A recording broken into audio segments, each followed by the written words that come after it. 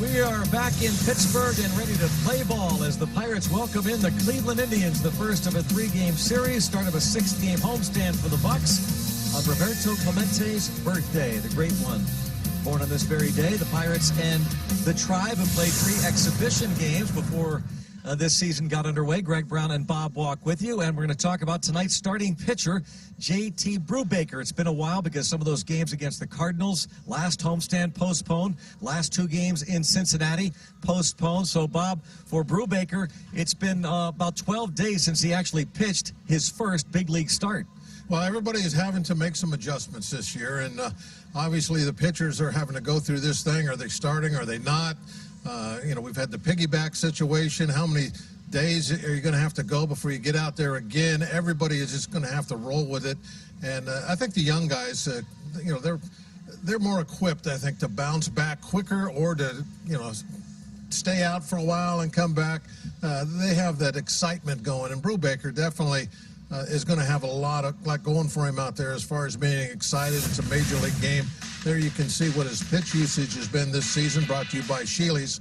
So, I expect him, no matter, how much he's been off, to be able to go out there and really be fired up today and give us a good start. I love his stuff.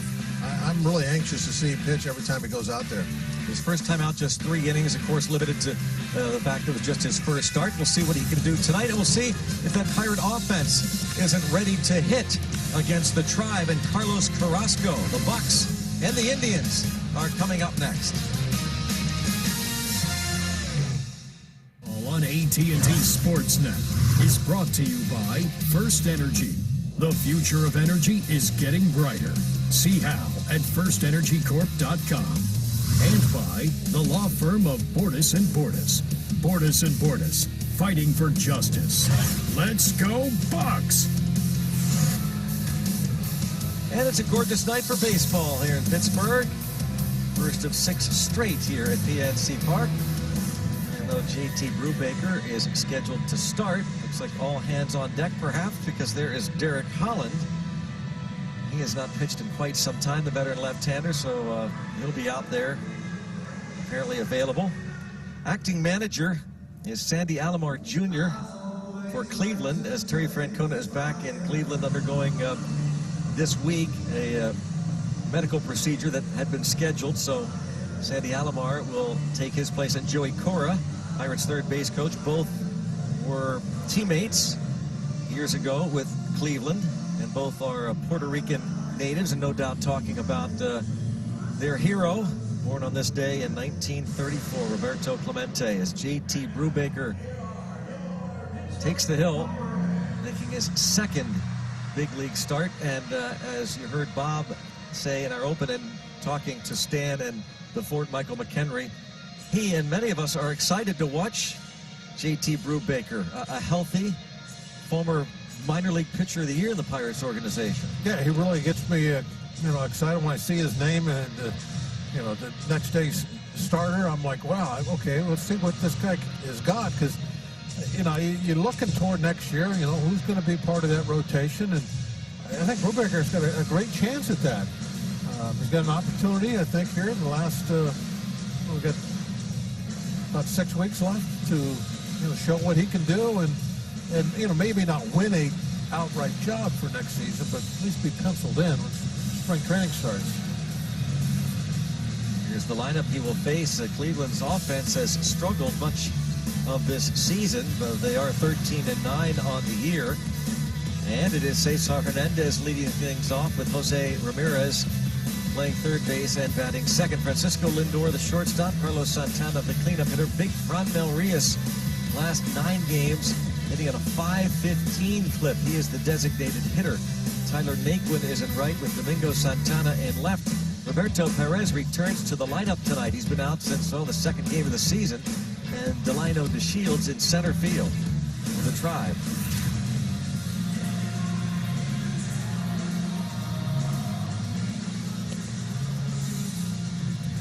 Indians dugout. And we check out the Honda defense. Gerard Dyson will play center field. His wingers are Brian Reynolds in left, Gregory Polanco in right. Eric Gonzalez, former Indian, is at third base. Kevin Newman, the shortstop. Evan Frazier at second. Josh Bell playing first, and Jacob Stallings catches. JT Brubaker. There is Eric Gonzalez. He's been, for the Pirates, their best offensive player of the past couple weeks. It's a really crisp, pretty night in Pittsburgh as Cesar Hernandez takes the strike, and we are underway with Andy Fletcher calling the balls and strikes. Hernandez hitting .268, a longtime Philly, and one of 4 straight switch hitters in the lineup, and he drives one deep to right. Polanco back, and there. One away. Well, Greg, another thing I was talking to with Michael and Stan was about this lineup that Cleveland runs out there tonight. You see some guys with some low numbers. You know, they haven't been scoring or a lot of runs, hitting very well. But, you know, don't think about that, because they have a track record, and it's like, get out of town before you wake up. Yep. And that's how I've always thought about when a team comes in, whether it's like a team that's on a losing streak or anything like that. A bunch of hitters like this group that haven't been performing, just don't wake them up. Yeah, let them quietly go back home. They're going to host the Tigers on Friday. Let them come out of their whatever they're in against those guys. Yeah. But whatever you do, don't think, wow, look at these guys. They're not hitting very well. You can't take them lightly.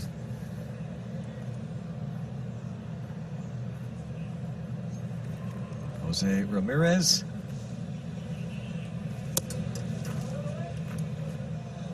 Call a ball there by Andy Fletcher. Trip Gibson is at first base. The second base umpire, Ben May, and the third base umpire and crew chief, Dan Iasonia. They were the crew in Cincinnati, Pirates saw on Friday. 2 balls, 2 strikes. How'd they get here so fast? Yeah, well, they've probably been here, well, a couple days anyway. It's a nice they drive. flew in with the charter, or perhaps they just decided to drive from Cincy. It is a nice drive. I like that drive. In the air toward Dyson.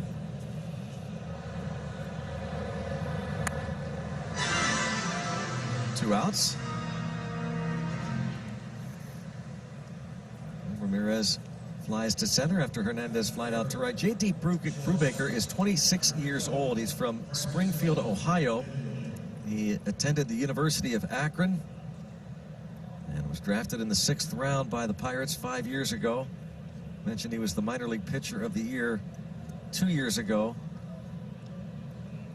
Missed a lot of time last year. Injury as Francisco Lindor fouls it off. Hitting just .233. Sandy Alomar was managing the club for about 8 days when Francona missed time earlier this month with a gastrointestinal condition that had bothered him since spring training.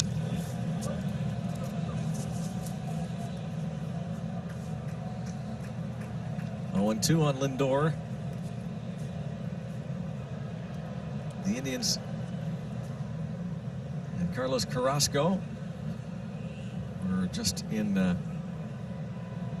Detroit beating those Tigers again, and they'll host them this weekend. Pirates saw the Tribe 3 straight games just before this truncated season started. Pirates hosted them for 2, and the Bucks went to Cleveland one of those games.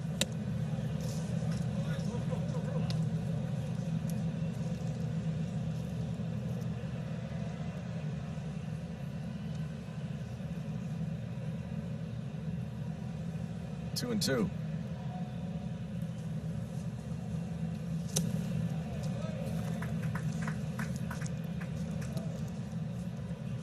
Full count on Lindor. Yeah, I was looking at the shot of the coaching staff there. Talk about a group that's had to be flexible of late. Having to come up with all these programs to do on these off days. Yeah. To try and keep the hitters and pitchers ready. And I imagine in some cases it's been a good thing. We've had some hitters that have been struggling and some pitchers too, and so that allows them to get extra work in without having to worry about performing that night, especially if you're a bullpen guy. And he walks him.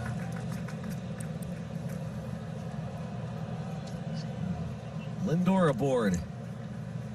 Just the 5th walk Lindor has drawn, and Brubaker, 4th free pass in almost 9 innings. Check out the Barrel Automotive League leader stat. Carlos Santana walking at a much higher rate than anybody else in baseball. Once every 3.48 plate appearances. Walked 5 more times than anybody else. Numbers there for Carlos Santana. 27 walks. Batting just 179. And when with Franmil Reyes on deck, I think Santana would see a lot of strikes. There's some different ways to look at that. You know, he's only got 3 extra base hits on the year and 4 RBIs. So he's the cleanup guy. Maybe he needs to be swinging the bat a little more often. In other words, that might not be a good stat then, in other words, right? Well, you know, if it's for your leadoff hitter or a table setter guy, but if you're an RBI guy, it depends. Are they just absolutely not pitching to him, giving him nothing to hit? Yeah. Well, then, you know, it is what it is. But there are times where, you know, cleanup guys that are paid to power the ball out of the ballpark and knock in runs. Maybe they're taking too often. Oh, booted by Frazier. Should have been the final out there in shallow right. So it's 1st and 2nd. The error by Adam Frazier keeps the inning going, and they will have to face Franmil Reyes. I hit him almost to the wrist.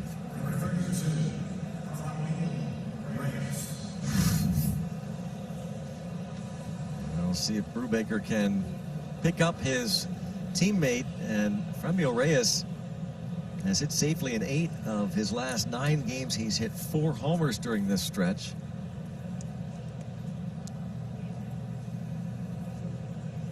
He's walked only 5 times and has struck out 21 times this season. Former Padre.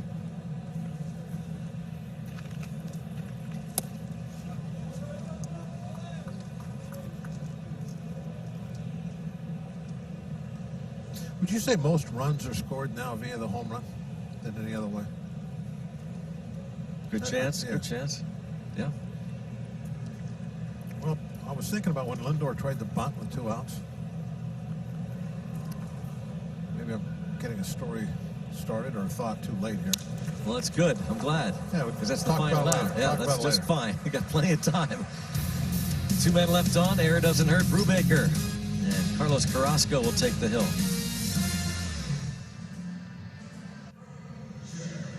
Here in Pittsburgh. Round 4 starting lineup. Adam Frazier will lead things off. Kevin Newman, Josh Bell follow. Colin Moran is the designated hitter tonight. With Brian Reynolds in left, Gregory Polanco will follow him in that 6th spot. And there's Eric Gonzalez, what he has done the last 8 games, hitting over .450. Gerard Dyson in center. Jacob Stallings is catching for the Bucks. They're facing Carlos Carrasco. His 5th start of the season. Make him throw strikes, and when he does, hit him hard.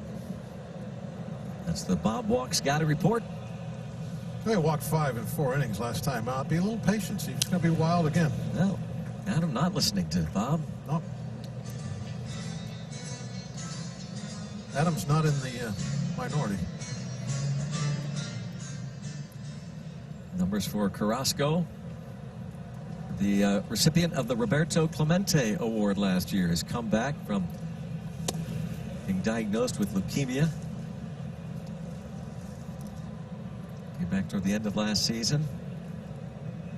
Some were surprised that he decided to play this season. High-risk players could opt out while still receiving the prorated salaries, but he would hear none of that. 2-1 on Frazier.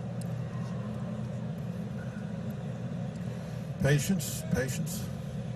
Maybe he was listening.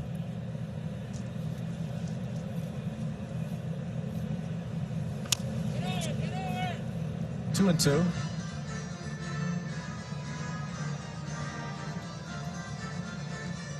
Three home runs now for Adam Frazier. Hit his 8th career leadoff home run last Thursday. Earl Willis is the pitching coach. The Indians' pitching staff has been outstanding. That's no surprise. The real surprise, as Bob mentioned in the top half of the first inning, is the offense that struggled, but the pitching been outstanding. Now, if you had a normal length season, you know this offense is going to get hot at some point. But with just 2 months and any kind of a slump like they're in, could really hurt you. But they're getting that great pitching, so they've been able to make up for it. Led by him, Shane Bieber, 4-0, 1.30 ERA. We'll see him Thursday night. We will not see, of course, 2 other starters. Robbie will talk about that next inning. Still 2-2. Cleveland's collective ERA, the best in the league. Indians' earned run average 2.68 through 22 games. Compare to that to the struggling Red Sox. In 23 games, Red Sox pitchers have a combined ERA of 6.06. Again, fouled off by Frazier. An 8-pitch at bat so far.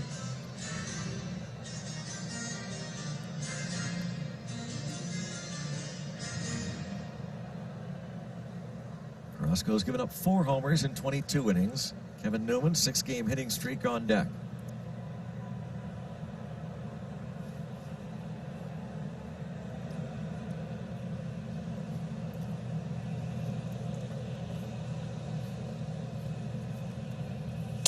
Yeah, patience, 3-2.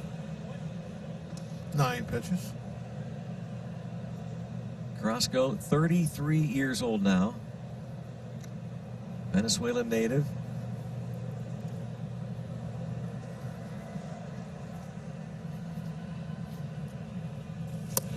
And he goes down, finally. And let's go down to Robbie and get that story right now. Yeah, so how about the Cleveland Indians? Best team ERA in all Major League Baseball. That did not stop them from sending down 2 of their top starters, Zach Plesac and Mike Clevenger. They were placed on the restricted list and then reassigned to the alternate training site on Thursday. After a team meeting, they violated team rules. What they specifically did, reports say they went out to dinner in Chicago. Plesac has admitted to doing that. Clevenger went there as well. They hung out with some friends in Chicago, not this past weekend, but the weekend before. Okay, so it sounds like their teammates were not too happy, according to reports. And Clevenger actually flew home with the team while Plesac was sent home to drive by himself in a rental car from Chicago back to Cleveland. So we'll see what ends up shaking out with the whole thing. But their teammates were none too happy with those guys going out to have some dinner in Chicago. It's an interesting story, Robbie, as Newman doubles to extend that streak to 7 straight games. Josh Bell will come up because most felt like once they had that team meeting, they would apologize, the 2 pitchers, and the teammates would welcome them back, but they did not. And rumors that Oliver Perez threatened to opt out. They stayed on the active roster, so they're away for at least 10 days. As you watch the Newman double, continues to swing a hot bat. It brings up Josh Bell. Yes, he does.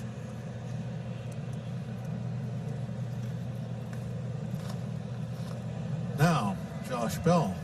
And now he needs to be patient, right? No, he needs to be making more contact. Well, too many swings and misses. Too many swings and misses out of the zone. And in the zone. No, that's true. He talked about that the other day, that it really he's got to hit the fastball when it's in the zone. I think he's like 10th worst in the league at hitting the ball in the zone. He's only walked 4 times and struck out 24 times this season. He needs contact. So many whiffs. Definitely lay off pitches out of the zone. Colin Moran on deck. Carrasco talking to himself already.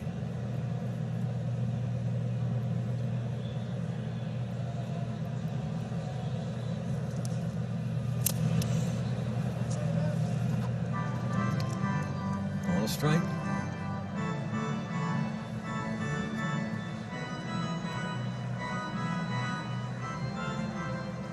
Strikeouts this season. He is 7th on the all-time Indians strikeout list. Of course, the Indians have a long history of, rich history of outstanding pitchers. And that's bounced foul.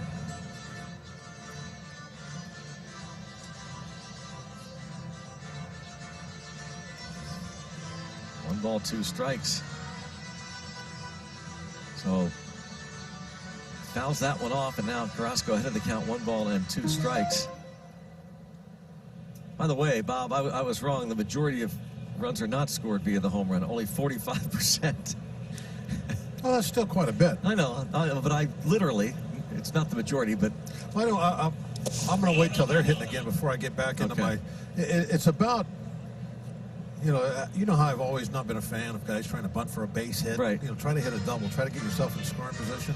So real quickly, with the importance of the home run nowadays and how many runs are scored via the home run, I might have to rethink that bunting with 2 outs again, because you're kind of in scoring position at first base. We always say third base you're in scoring position, second base you're in scoring position. Well, especially with in certain kinds of lineups, you're in scoring position at first, so maybe just bunting and getting an easy base hit with 2 outs is not a bad idea, depending on who's coming up behind you.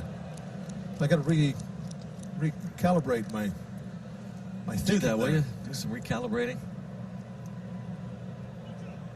Well, Bell now has worked the count full. Trying to strike first in the first here against Carrasco and the Indians. The 1-out double by Newman, followed a 10-pitch at bat by Frazier. Reaches out and rolls it. And the 2nd out. He only had 1 pitch in the strike zone that at bat.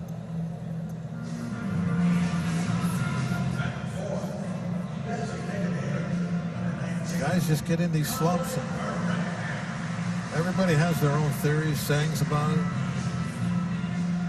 Apparently the one that's like 2 weeks no matter what doesn't work. This is further than 2 weeks now. Yeah, that's true. Colin Moran now. He got off to a strong start, slowed down for a stretch. He did his team-leading 6th home run on Thursday. Oh, he came out red hot.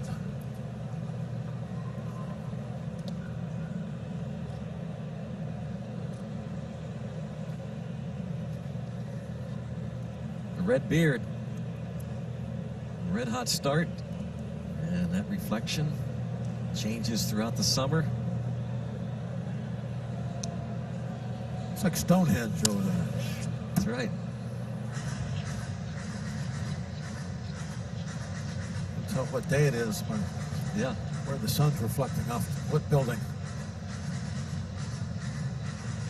Maybe you could do that, Bob, while you're logging the rain. The rain. Yeah. Would you mind just maybe taking some photographs each night at game time, and we could do kind of a time lapse thing? I was thinking about doing that this summer when I was at home so much, just setting up some like posts in the backyard, watching the sun as it moves across the horizon day after day. You could do it right here next year, though, if you would. Be fun. Usually we're busy when we're here. We? Yeah. You saw how busy I was today. It's a flurry of activity. 1-2. Hit hard and into right field for Colin Moran. despite the shift, hit it too hard, and it's 1-0 Pirates. Well, that's been calling this year. He is going up there and not trying to make contact, flare the ball somewhere, and try to get a base hit. He's trying to hurt that baseball. I'm sure that one had some pretty good exit velocity. Sure sounded like it did. Oh, you love that. Well, when the second baseman's out in shallow right field, he still only has time to take like 2 steps. You had to hit that ball hard. It did have some good exit velo, as Bob likes to call it, 110.7 MPHs. That's smoking. Yeah. Second highest of the year for him, by the way. So you can tell by the sound. Yeah. I'd like to do, maybe we do that too, Or while we're at it. that the second baseman in shallow right field could take 2 steps and the ball was by him. It's kind of like using the sun to see what day it is. It's old, but it works. 0-2 on Reynolds. Maybe he's slowly coming out of his slump. He's reached base safely in 8 of his last 9 starts. Hit that home run off Sonny Gray Friday in Cincinnati, his first. Kevin Newman, the double. And Moran brought him home.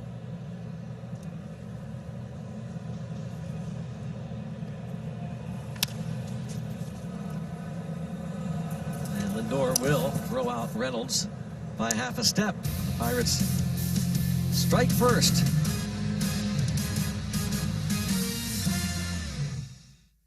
It's time for your T-Mobile ticket to the game.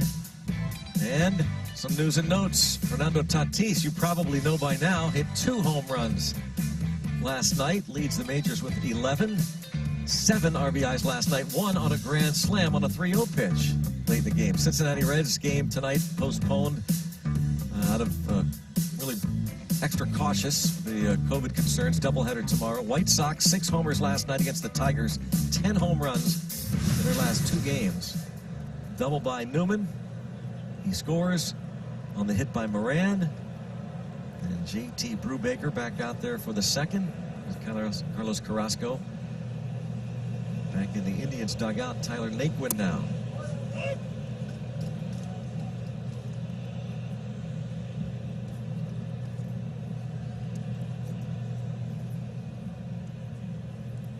Naquin 3 hits in 19 at bats. Hard hit toward left center field. And Dyson just can't get there. Almost. Naquin gonna hold up at second. The leadoff double.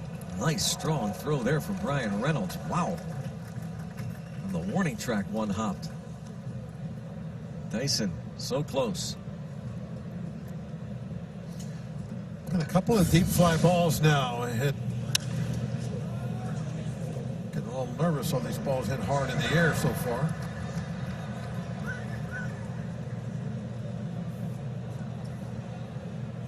Just off the tip of the glove.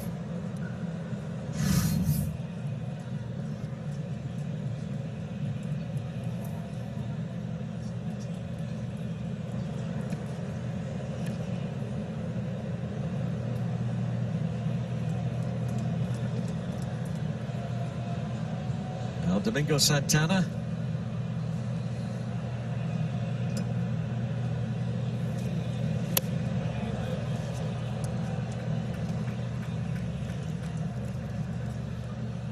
Left fielder. Average of 174 on the year.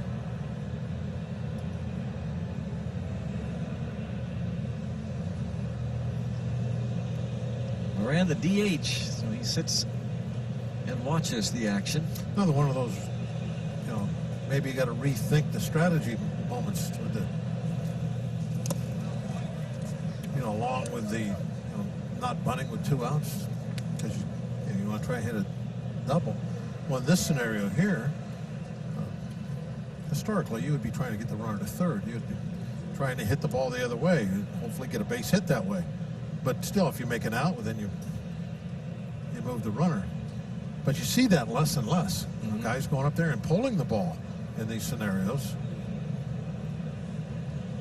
trying to do the damage themselves and not going the other direction and trying to move runners.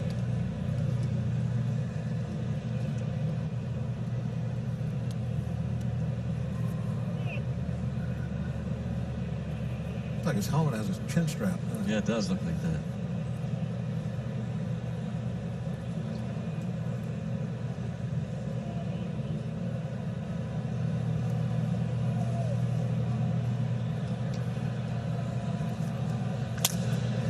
His bat on it, could be trouble, but Dyson is there, and a second base, but Frazier can't hang on. No, not only did he not move the runner, he almost got it doubled off.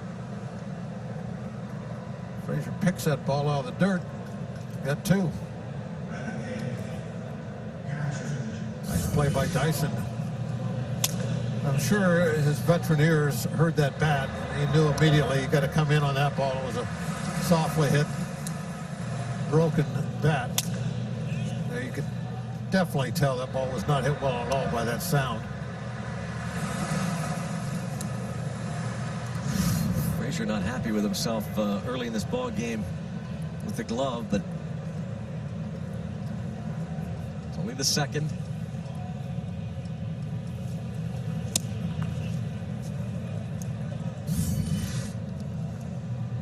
Dyson thought, okay, we can double him off.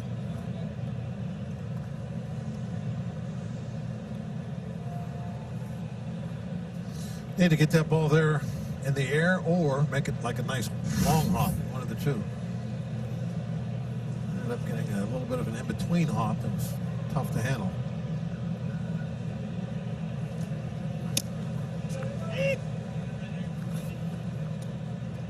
First game back for Roberto Perez. Just 10 at-bats before he was shut down with a right shoulder strain. He's been out since July the 28th. The Indians catcher who had an awkward throw to first base the very first game of the season. Played the next day, but had to shut things down.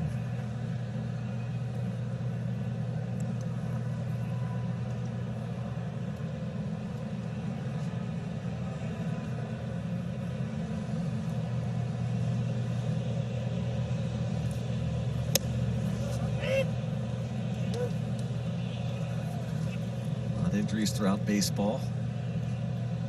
We've discussed that a lot. And how about this one? This one really hurts. The Blackhawk product, Brendan McKay, will undergo shoulder surgery. Tampa Bay Rays left-hander.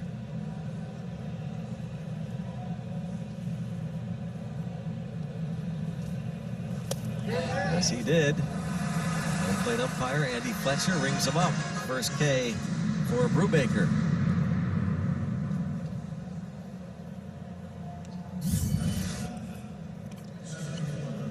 Take a look and see what got him. Oh, check swing on a breaking ball. Just watch the bat, see how far. Oh yeah, way out there. Didn't look like it from that center field camera, but from the side you can really see that the bat was in the strike zone, same time the ball was. Just different parts. Of course, the ball was underneath the strike zone. Now Polanco. And very well done. J.T. Brubaker gives up a leadoff double, and Naquin is left stranded at second. 1-0 Pirates. Special edition of Inside Pirates Baseball. Take Route 22 up to the place where an invaluable group of guys play. The minor leaguers training for their moment. Waiting on a precious call. Play ball in Altoona on IPB Taxi Squad, debuting tonight after Pirates postgame. Got to return late this afternoon, one of those Taxi Squad guys. The satellite camp. Nick Mears returned. There's Trevor Williams, who will pitch on Thursday night against Shane Bieber. Space camp. That's at, yeah, Bob calls it the space camp. Satellite. It's got to be an expensive taxi ride. It's a long ways. Probably rental car, I'm guessing, huh? Maybe. about the Cardinals? What they did, they rented 41 cars, drove up to Chicago the other day. 2-1 on Polanco. Do what you got to do. Absolutely. Do what you got to do. Remember in Toronto, I got the flu and I do remember that. I rented a car Oh, yeah. and drove back to Pittsburgh Yeah. so I wouldn't get anybody on the plane sick. Yeah. How many years ago? Two or Four? three. Two or three. Deep, but foul. A long way. That ball is most likely wet.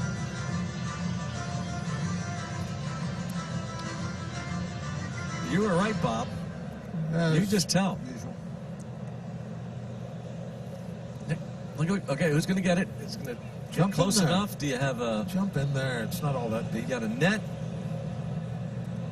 Oh, he is There going in we go. after it. It's There too we go. important. Got to There go in we there go. and get it. Yes. Have to get that foul ball. How deep do you think it is right there in that I spot? don't know.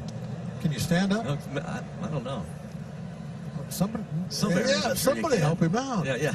Be nice. Be like Nice to do. everybody just walked away. Yeah, one guy told him to jump in and then walked away. There's no ladder there that I know of. Now, came back and got him. Carrasco's second strikeout after the long foul. And there's another at bat where there was only one pitch that was in the strike zone. So we're not being patient enough. We're swinging at a lot of stuff that's borderline or out of the zone, period.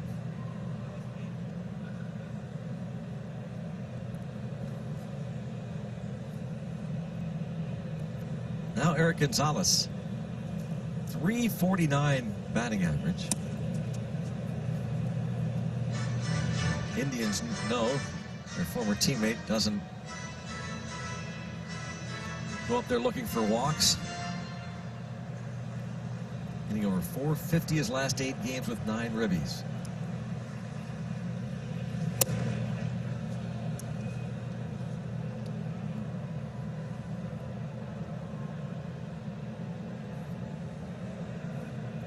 .6'4", 224. Carrasco misses 2-1.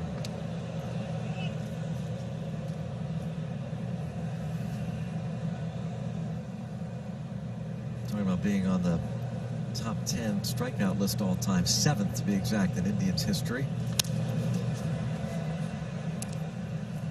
Bob Feller, of course, the most in the history of the Indians. Sam McDowell, Corey Kluber third on that list. Bob Lemon, early win, tied for 4th. CC Sabathia, Charles Nagy, and Carlos Carrasco.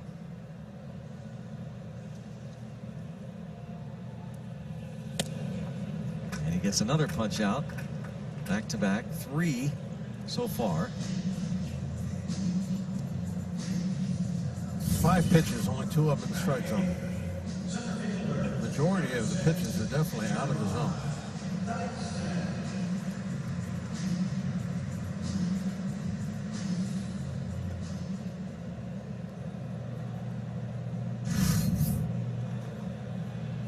Two outs, nobody on base for Gerard Dyson.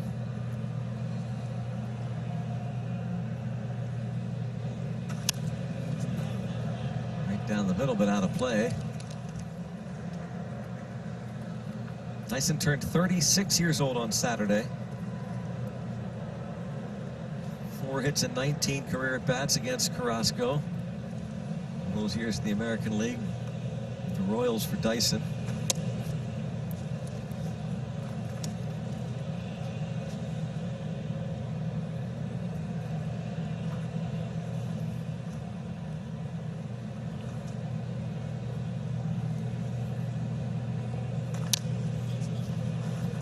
Didn't want to. Nope. Couldn't hold up. Looked like it was going to be a strike, but it had that little tail, took it out of the zone. Well, he started the bat and he couldn't stop it in time.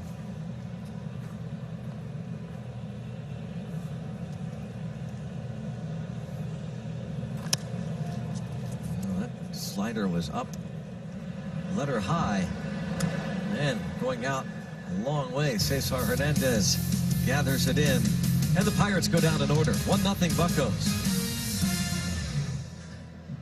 Stan, we showed you the cutouts of the Pirates family and friends, and a few pierogies and a couple pets back there as well. We've had an addition here for this home, Stan. It is actor and writer Rob Schneider, comedian, one of the funniest human beings out there. This one's actually pretty good. I got to show you from one of his movies. And you might be wondering, what the heck is Rob Schneider doing at a baseball game?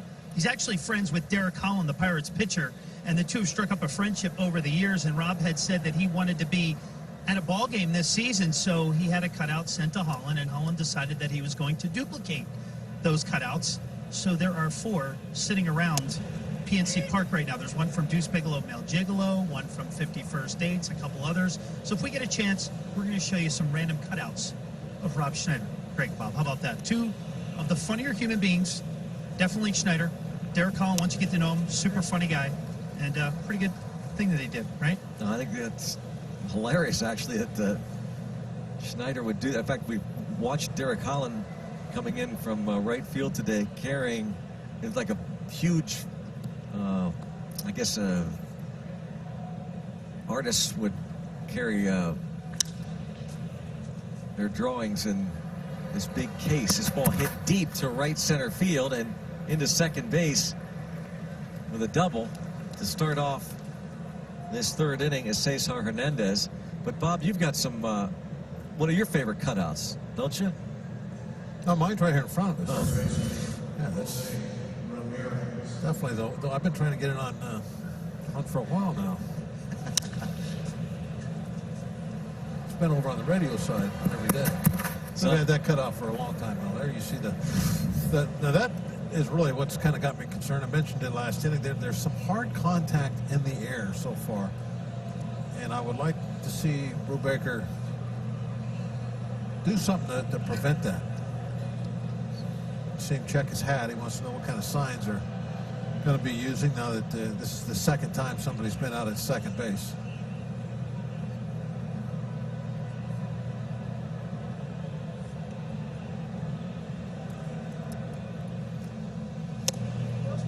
Here is Jose Ramirez.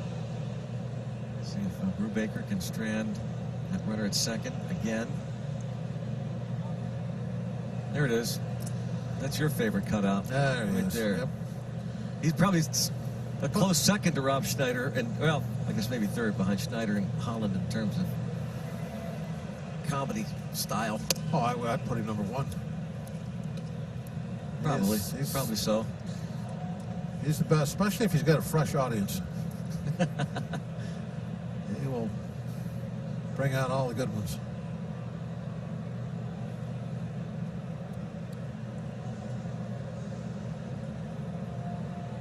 Nobody out. Brubaker working hard again here in the third.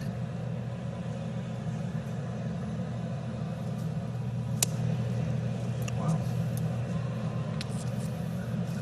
That was a good strike.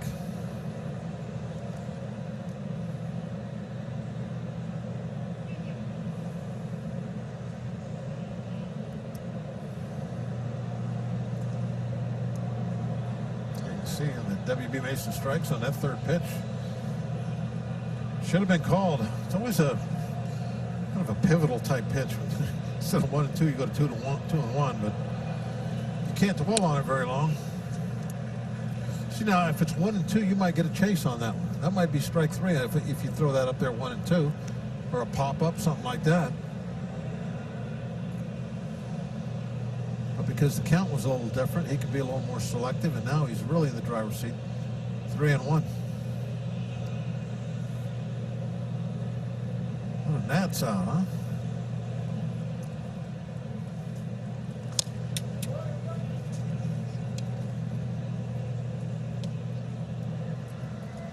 Was the Java Chamberlain Yankee Indians divisional series or ALCS?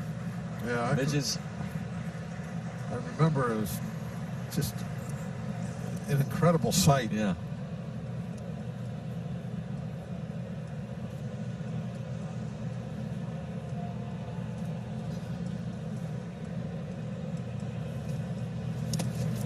Well, gets away. Was that another cross-up? No, I think it's Just just in the breaking dirt. ball in the dirt. I mean, I don't know. I'll watch again, see what kind of reaction. No,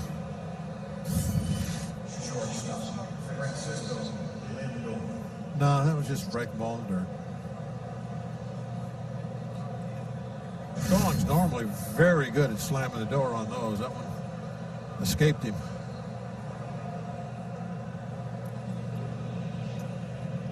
And now, first and third, nobody out. Wild pitch walk. Lindor.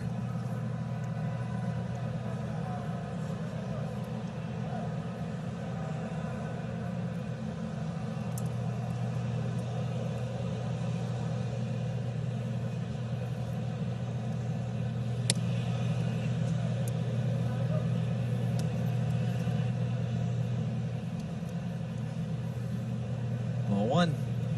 Three infielders on the right side. And in. Not halfway.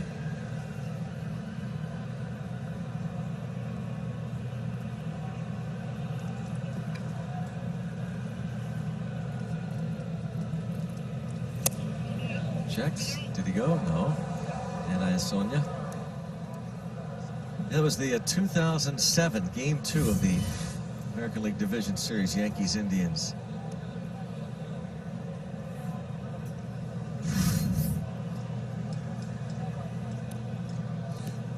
Gnats won't bother him because he's covered in flypaper.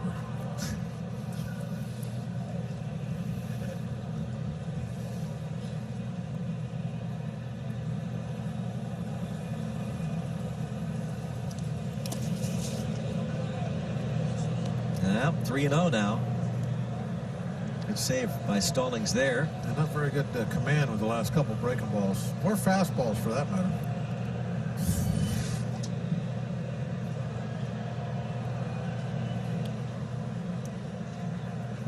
And that was a 2-0 breaking ball. The 2-0, you're... in the old days, 2-0, you throw a breaking ball. You're trying to throw a strike with it. You're not trying to, you know, throw that snapdragon down low and try to get a swing and a miss or anything like that. You're just trying to get a strike. Trying to backdoor that baby in the strike zone. So when you bounce one down at their feet, you're actually missing your spot by feet. Well, back-to-back walks, and now they're loaded with nobody out for Carlos Santana, and out comes Oscar Marin, the Pirates pitching coach.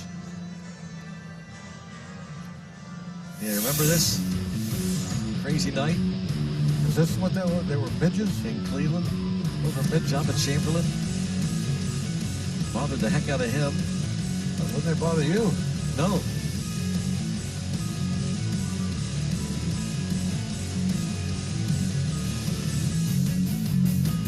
You know what they make nowadays, Greg? They make these hats look kind of like, you know, like a floppy hat, like a Steve Blass floppy hat Right. kind of thing. But they have like a little secret compartment snapped around. They get these little snaps, and it drops down like a bug screen. So you kind of look like a beekeeper when you drop that baby down. That's what they needed that night. Drop that baby down. I actually bought a couple of those off the internet. Did you really? Oh yeah, during like back in May when they're, you know, buying everything. Because you know, you go up into the woods and you got all them bugs all over. Sometimes you want to drop down that bug screen.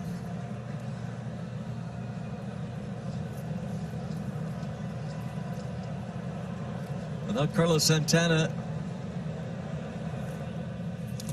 And ball one. I mean, he has no feel for that breaking ball right now. I was about to say a while ago, like, I mean, even attempting to throw a 2-0 breaking ball,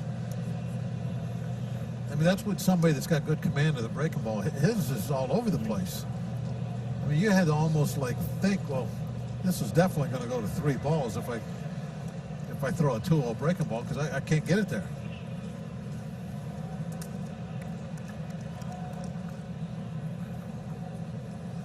Sometimes being all pumped up and excited for a young guy, you know, actually make you lose your feel for some of your pitches. And I'm not saying that's what's happening here, but it's always that possibility when you see somebody with not much of big league experience get a little wild with a certain pitch.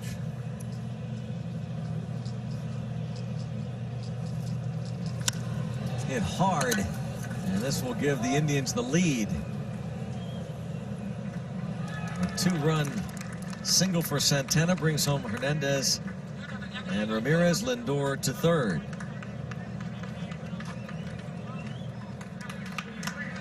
Not a fastball, an off-speed pitch. I think either a slider or a changeup. Was really right down the pipe.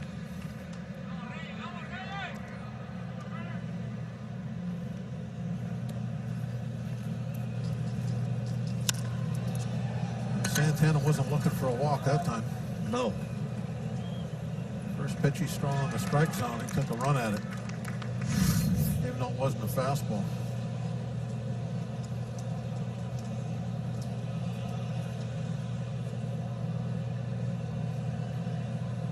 Still trouble, nobody out.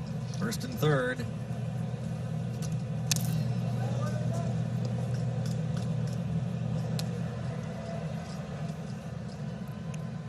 Franmil Reyes bounced out to Eric Gonzalez to end the first inning.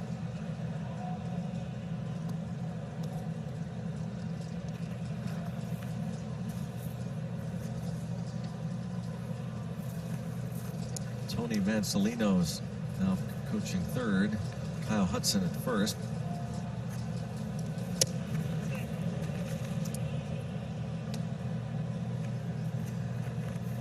Brubaker, 46 pitches. His first start some 12 days ago. He went 3 innings, gave up 3 runs against the Twins here at PNC Park.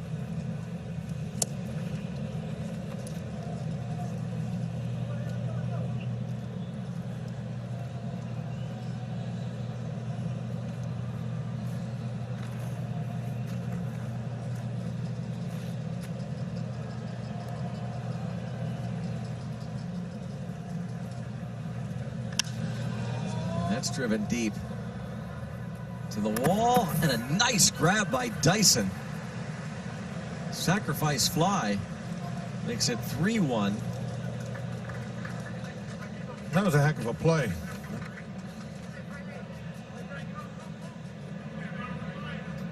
That definitely, if for right now, kind of saves this game. I mean, this looks like it's ticketed for the wall, no problem. And then that's just going to be big trouble for this inning. But Dyson runs it down, gets the out,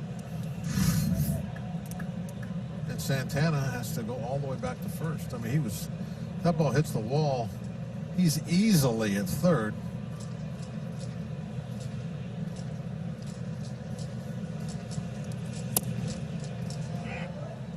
So you got a runner at third, nobody out, 3 runs in.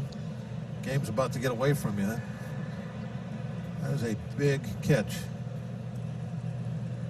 That's a candidate for a turning point right there. Hope it turns out.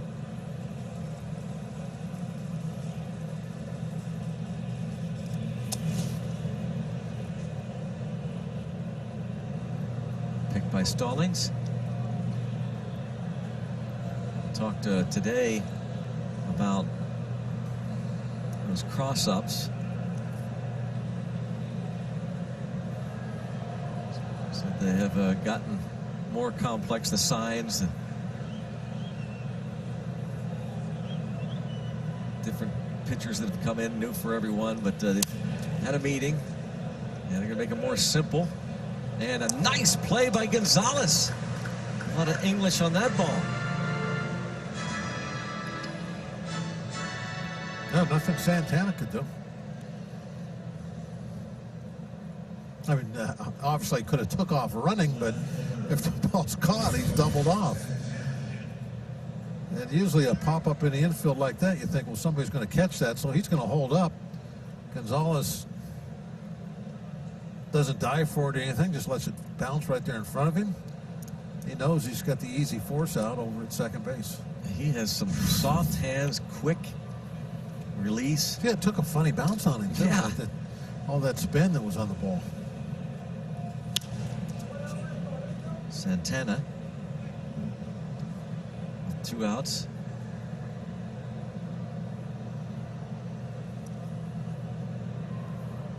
Carlos Santana erased. Domingo Santana had 21 home runs last year in Seattle. Former Brewer. Close there.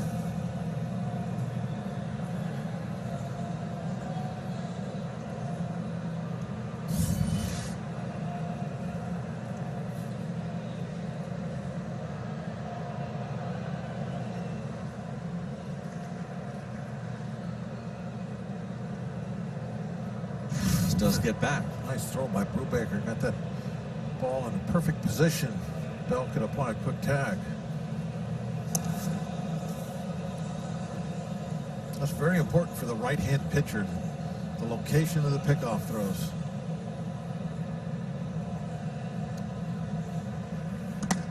Dovydas Neverauskas up in the Pirates' pen now.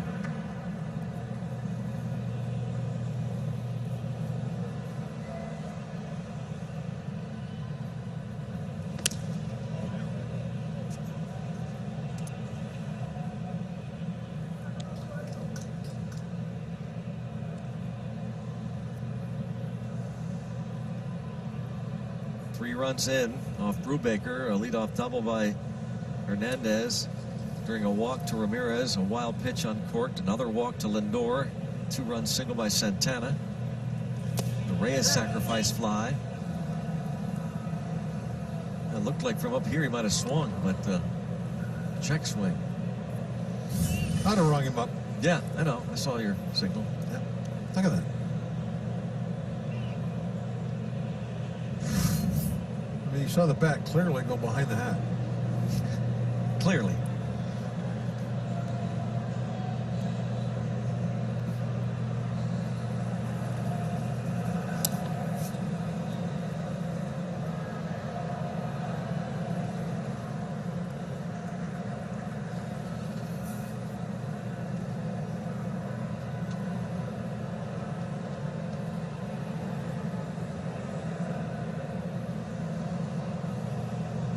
Fourth career big league game for JT Brubaker, his second start.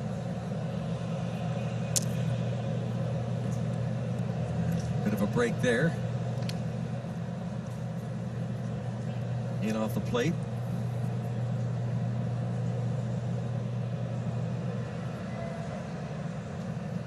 Domingo Santana into the big leagues with the Houston Astros.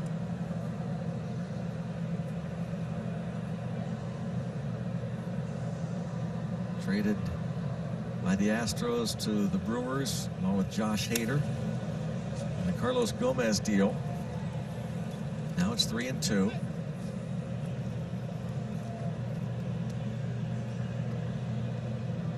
Signed as a free agent in February by the Indians. On deck, Roberto Perez.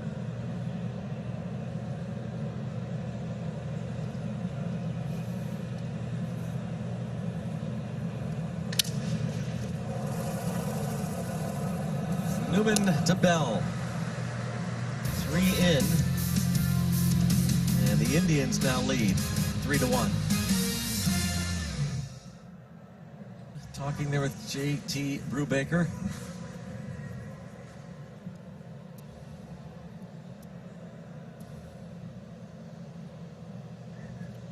He's might be done for the night. I think Derek Holland is up. what do you got, 60-some pitches?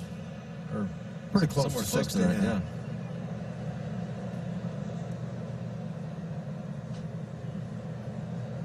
I wonder if this was a unannounced piggyback situation. That's a possibility. Yeah. Up the middle. Jacob Stallings wasting no time. Had Neverauskas up to get out of the inning. Yeah. Yeah, that's a good call.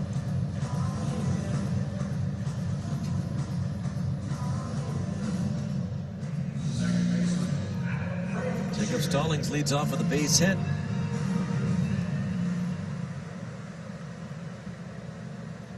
Adam Frazier struck out to lead off the ball game, 10 pitches.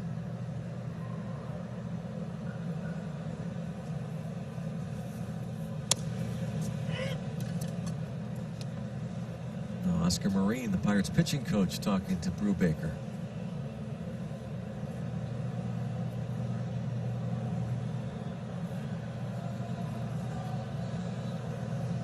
The command of the breaking ball was not as consistent as he needs. To center. Long out. Lino to Shields. Puts it away.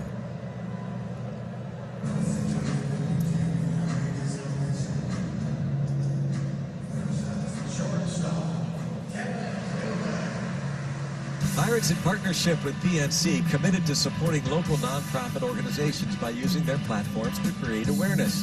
Humane Animal Rescue, one of the largest welfare organizations in Pennsylvania, providing services to tens of thousands of animals each year.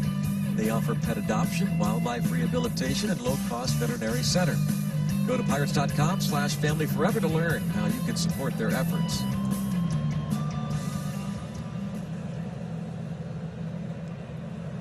Tuesday night normally would be a pup night here at the ballpark. We're anxious for those days to return. Oh, yeah, I would love to have the pup night going on right now. We'll have to do it virtually in the meantime. So we're going to ask you to send us your picture of your pet. Doesn't have to be a dog. This is going to be a special pup night. Hashtag Bucks Booth. It is pup night, but any shot of your pet, and they're anxious to get back in here. And they look like they're in a zoo. They could see animals. Yeah. Bunted, and Perez out there and throws a one-hopper to second. Looked like a really strong throw, but got the job done. And a bunt by Newman. Yeah, a lot of times when the bunt is laying on home plate like this one was, or just right there in front of it, I mean, as a catcher, you're thinking you got a double play. You pick that ball up before Newman's even off the dirt circle at the plate, but the poor throw cost him two. And at that point, you're just fortunate that the ball is handled cleanly and you get one. But that was an opportunity that they had. Didn't cash it in. Especially when you get somebody with a lot of power coming up. And you know, Bell's one of those guys, kind of like we were talking about Cleveland's offense. Well, I'm sure that they're talking about that with Bell. They want to get past these 3 games without him coming alive. Because it's going to happen. You just don't want it to be against you. Carrasco might be thinking that right now. I wish we had that double play. I don't want Bell up there. Right now is a tying run. But he is. Another one of those no contacts on the pitch. It was a strike. It wasn't like right down the middle, but still it was in the strike zone. Changeup? Yeah.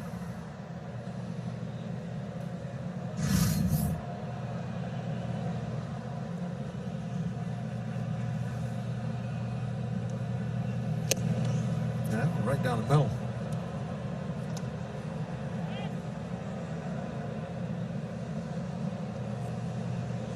You see, the one on the fastball down the middle bothers me.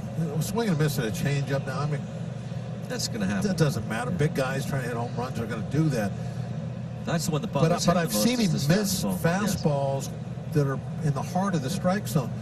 For a big guy, that's what you can't be doing. And that's what he's talked about. He said, I got to hit that pitch. He knows it. The rest will take care of itself. Right. But when he gets a fastball to hit, he's got to be crushing that ball.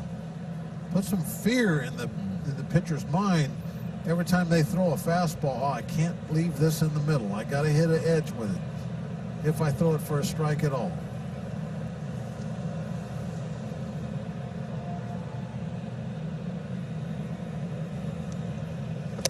Wow.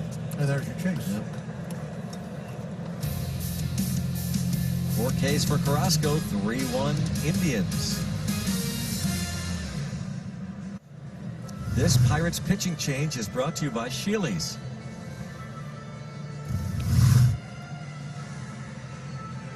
It's 3-1 Indians. JT Brubaker done for the night, and those shoes belong to, and he's got good shoe game. He's talked about that before. Derek Holland.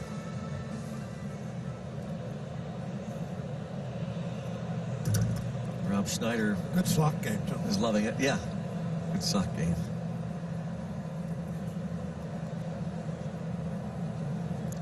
So Holland, who has not been on the mound since August the 8th when he went 5+ against the Tigers here.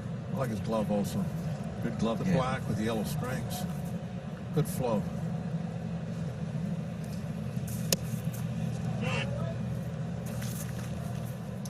Actually pitched well that night. Yes, even though, I know, it's a weird I mean, if you line. You would love to be able to throw away those first 5 hitters, but you can't. But, you know, going out there and eating up the innings he did after that, that's something that I'm sure that his manager really appreciated. Very important in a normal year when you have that normal-sized bullpen.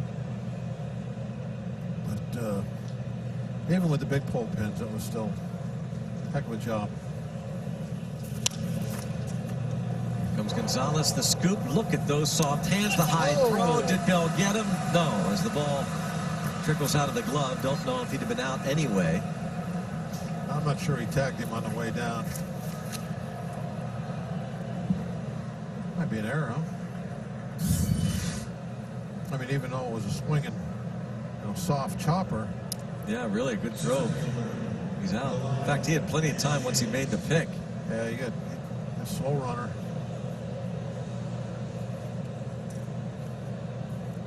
AHN Supermo. First part of that play is very impressive. The throw, not so much. Yeah. Holland has been victimized a little bit this year on defensive plays that weren't made. And the bunt. Stallings has to negotiate around the bat. Gets the out at second. And now that wasn't a double play ball. This is out there far enough to where Stallings had to do a heck of a job just to get one out. When he makes this throw, he's on the edge of the grass.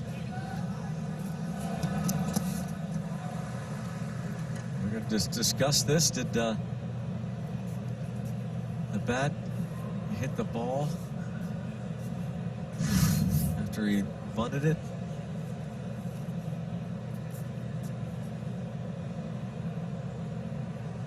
Umpire and crew has gathered.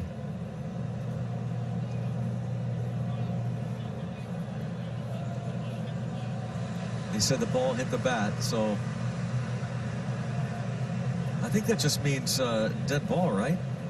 So Perez, it's going to be Perez at first. The batter's going to be out. I believe that's the only difference. Certainly a slower runner. Exchange runners. Yeah.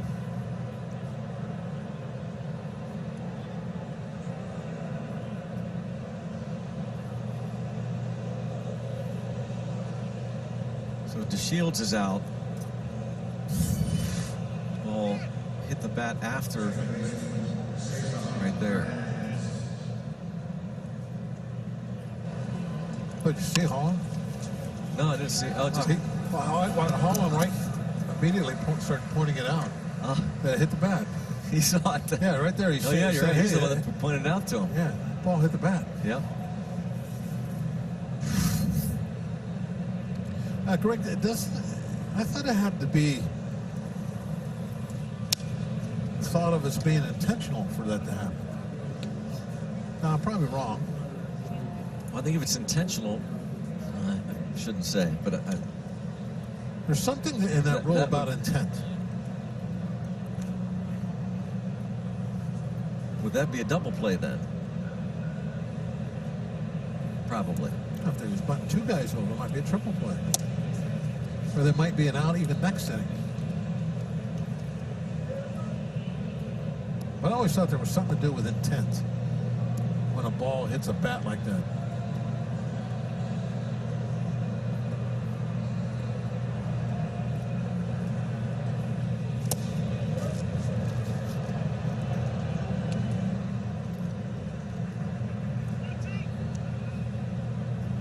2-2 the count.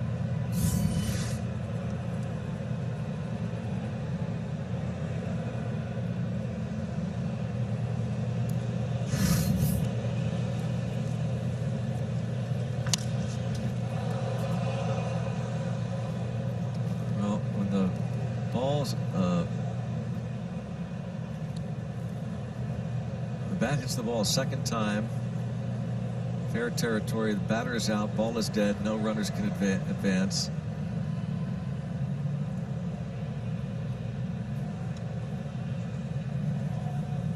Oh, that's it, cut and dry.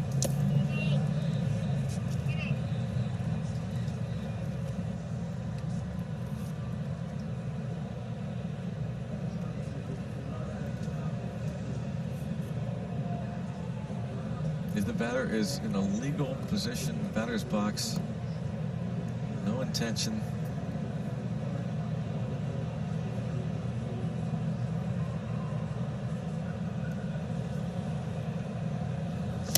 And a strikeout for Holland. Nice chase there at 93 miles an hour. A little bit of pop on that fastball upstairs. Not really upstairs, but thigh high. Four-seamer.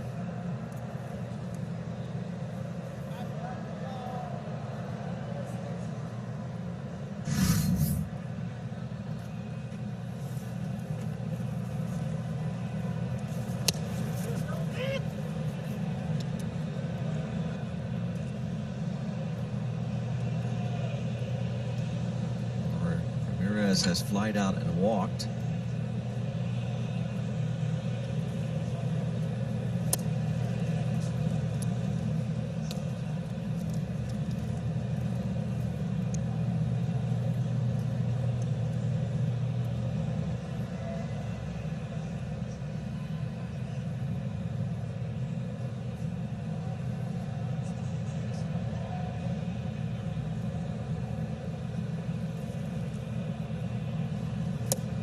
Two and one.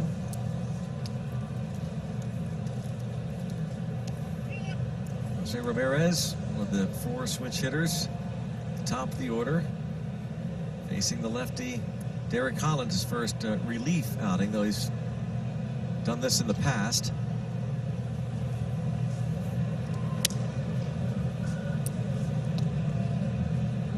Mainly a starter throughout his career. He certainly has experience out of the bullpen, facing four straight switch hitters to start a game, first time since 1992. Bob remembers those guys in the Mets: Coleman, Walker, Murray, Bonilla. 3-2 now.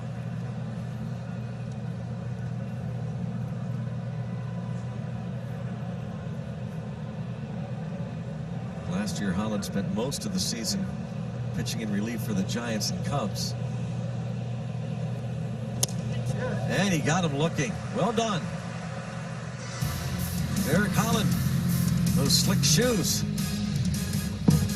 Here's a look at our stats with Lowe's. Pirates and Indians, opposite ends on the spectrum when it comes to pitchers used. Indians, the fewest, just $15. The second most, 25.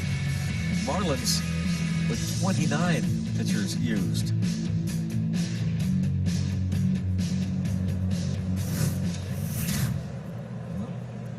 There's Carrasco now.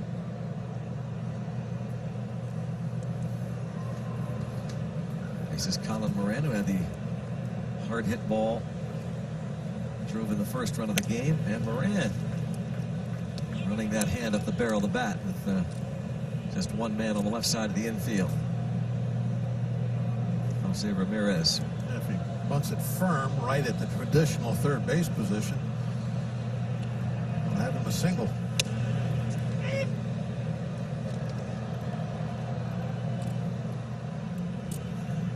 One and one.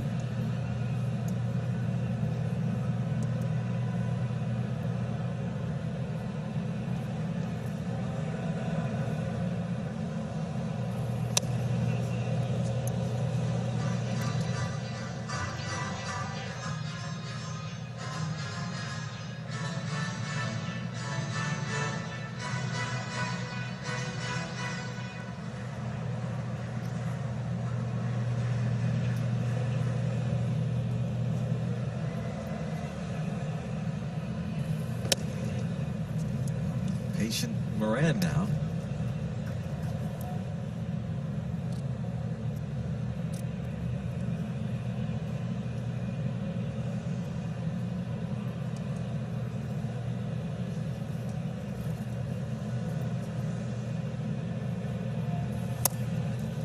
Walked him.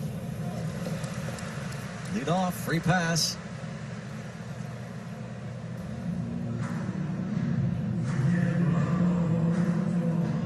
No need to miss all your in-game favorites this season. Download MLB Ballpark in the App Store. Watch today's contestant participate in Baseball Quiz, presented by Sheets. Will they go for the box of mystery or play it safe? Watch this and more classics on the Ballpark app. You always go for the box of mystery. Don't ever play it safe. That's what a lot of people are saying. They're asking around, and it seems to be the response. Like, no doubt about it.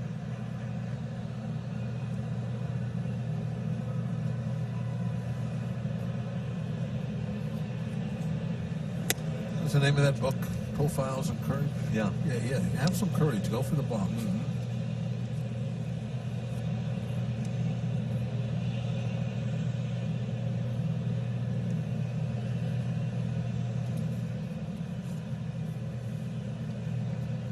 Reynolds bounced to short in the first inning.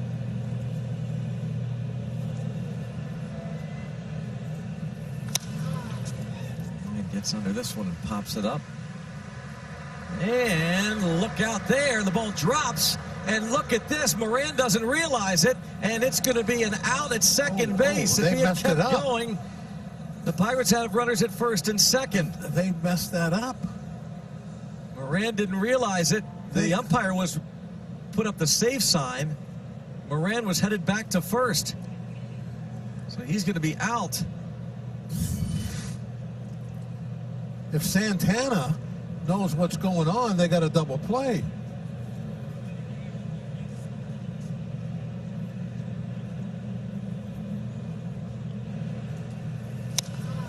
Naquin ended up. Watch what Santana does. Watch Reynolds. Okay, no, I take that back. Reynolds did touch the base. I looked right now, and Reynolds is not on the bag. I'm thinking if Santana takes the throw on the bag, they force Reynolds and got the double play. But Reynolds, he actually touched the base and then backed away toward home plate.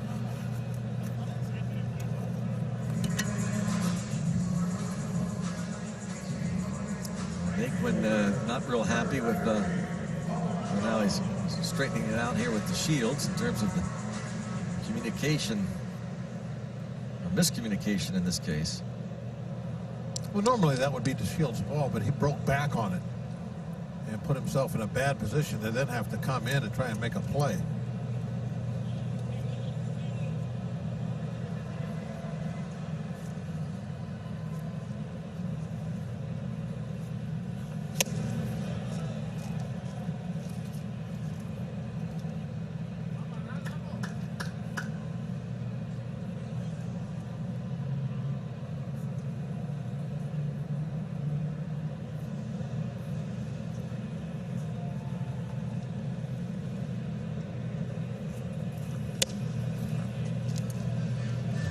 .6-3 putout at second. Fielder's choice. Polanco struck out in the second moments after he had driven a ball actually into the river in foul territory. Polanco just 3 hits in 37 at bats with 19 strikeouts.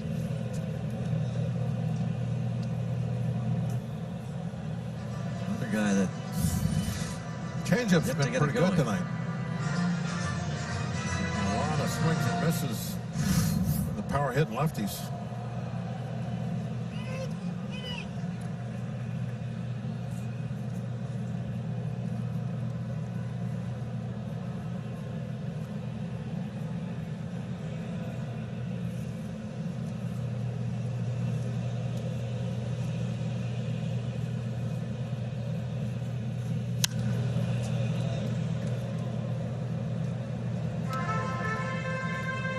Ball, 2 strikes.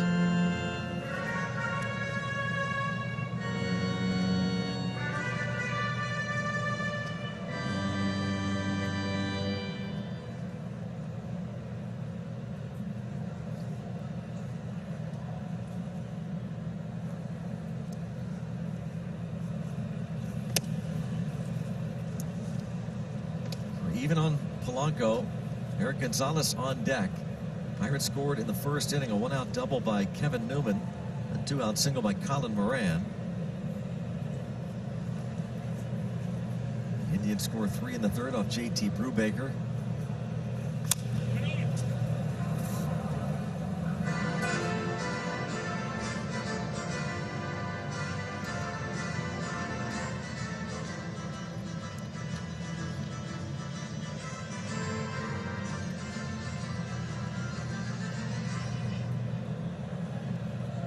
Couple of home runs.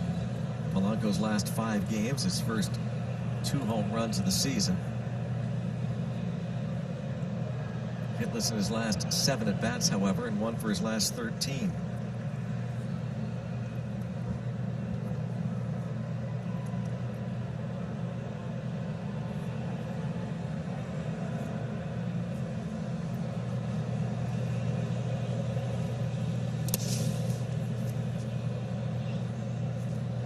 Blocked by Perez, 3-2.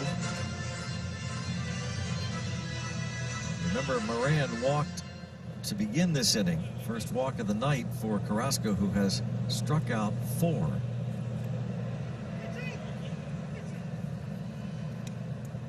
After his last start, I was hoping he'd be a little on the wild side, but up till now, that has not shown up.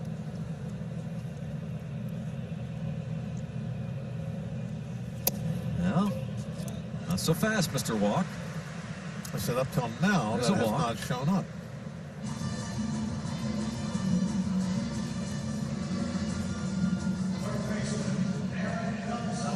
And now a message from Edgar Snyder.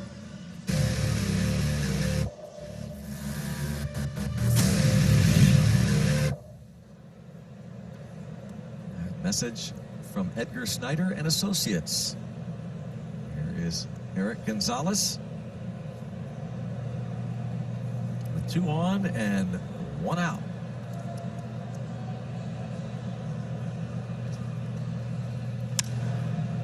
And to right, Naquin, the second out. And Reynolds is going to move up 90 feet. He's going to be there with 2 outs.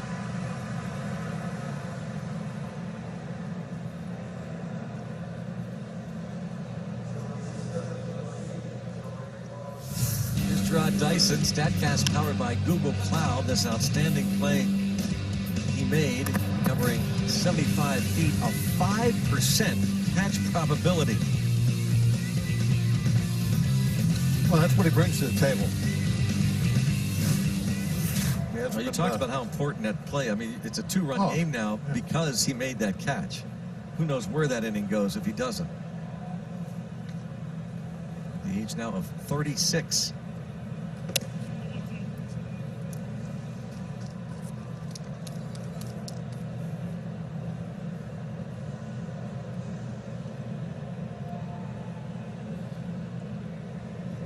Really a good guy for Tucker to watch and learn everything he can from him. He's been one of the best for a while now.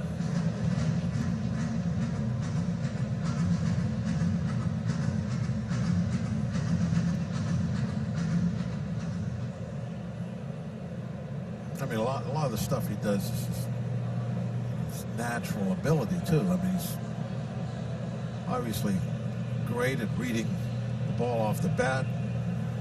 He's got excellent speed to close the gap down.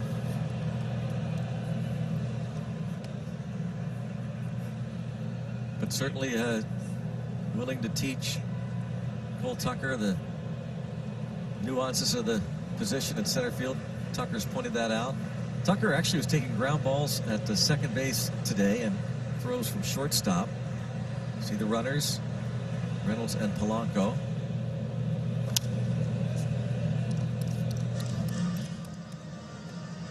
So though Tucker has played center field almost exclusively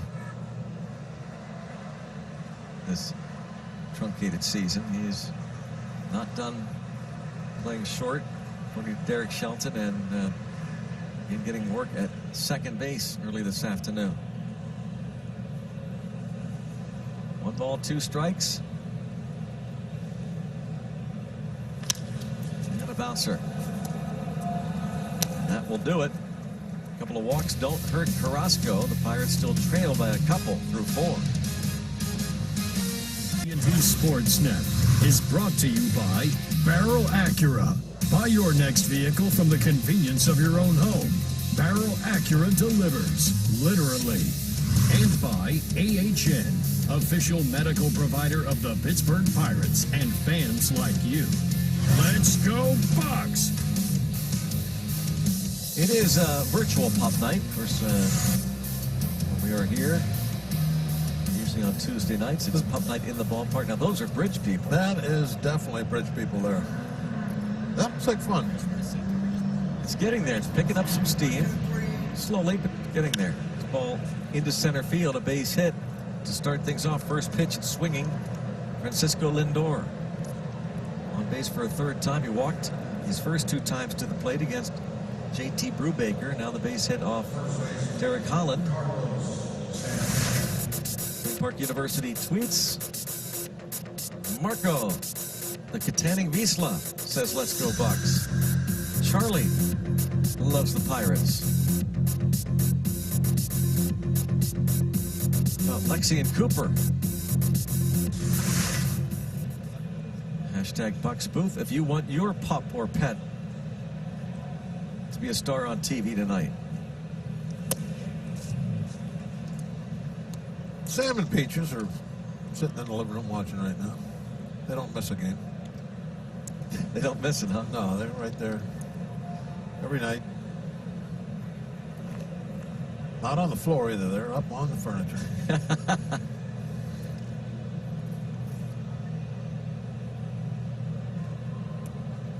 Carlos Santana has reached on an error and singled home a pair.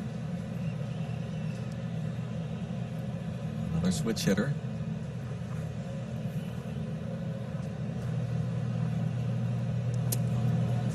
Back in Cleveland after a 1-year hiatus in Philadelphia. Indians traded him back and had his best year ever last season. 34 homers, 93 RBIs.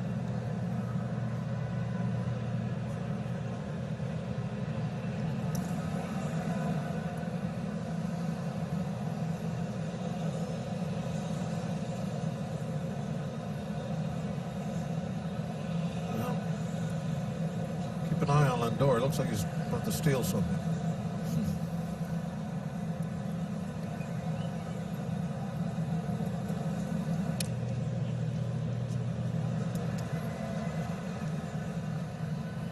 Steal the strong box off the stagecoach.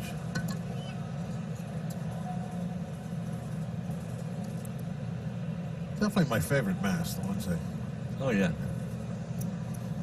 pull up like that. Yep.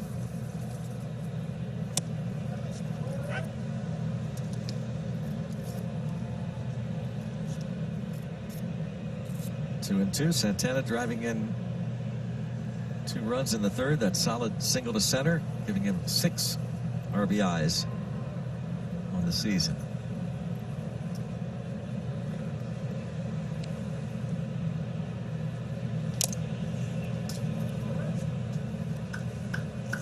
Still 2 and 2.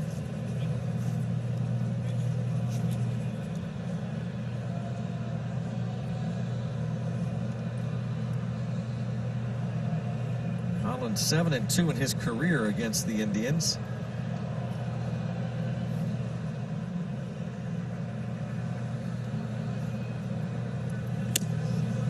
Now it's full.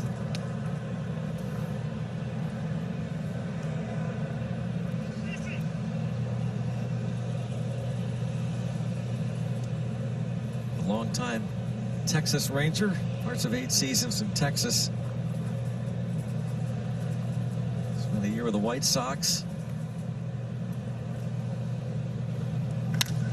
Hard hit and another outstanding play by Gonzalez. He turns that into a double play. Yeah, a double into a double play. Very nice. He can pick it. 108 miles an hour off the bat. He's got that knack, too, of making plays look kind of ho-hum.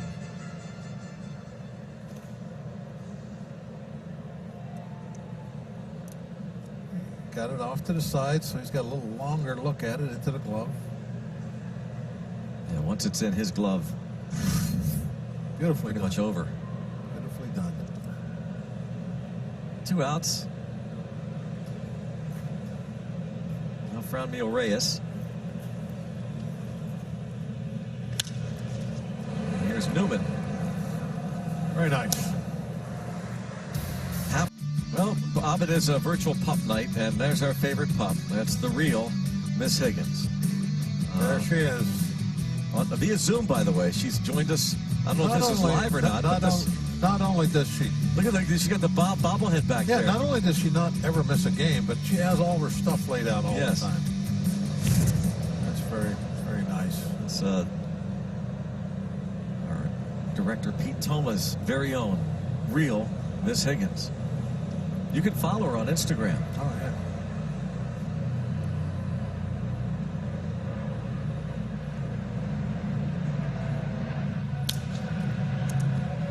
I don't know if a day goes by we don't hear about some exploit of Miss Higgins. You never know what she's going to do. Oh, yeah. She gets into so much trouble. She's something. Here we are. There we go. Now it's a pup night. Yeah. We got a bridge Makes dog. it official. Yeah, got a bridge dog. Bridge dog, bridge people.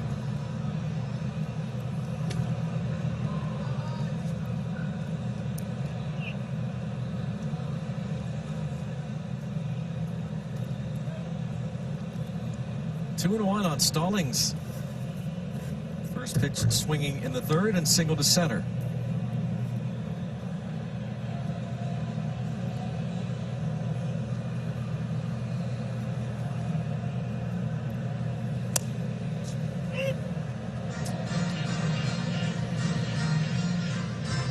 Nice call on that one.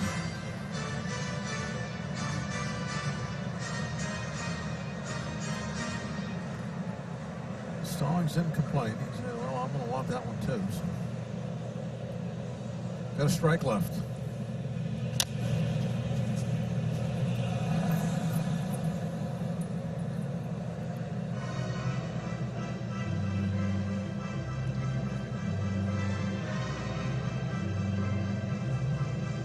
As part of this virtual pup night from home, the Pirates gave out a prize pack to one lucky dog and its owners. So Madison, Brian, and their dog Raven got a package of special treats for the Bucks to enjoy while watching the Pirates this season.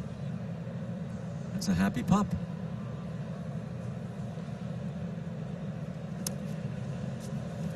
Stallings chases. That's 5 strikeouts for Carrasco. He's kind of quietly taking care of things here. Pretty nice slider, just well placed. You know, after taking that borderline fastball 2 pitches ago, right on the edge, having to call a strike, you expand your zone a little bit and think, I got to cover that pitch out there.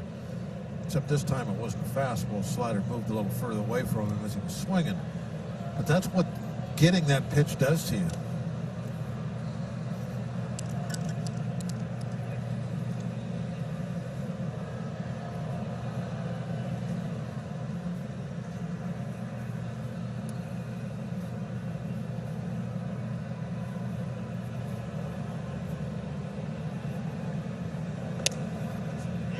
Adam Frazier. Strike out a fly ball to the warning track in center field.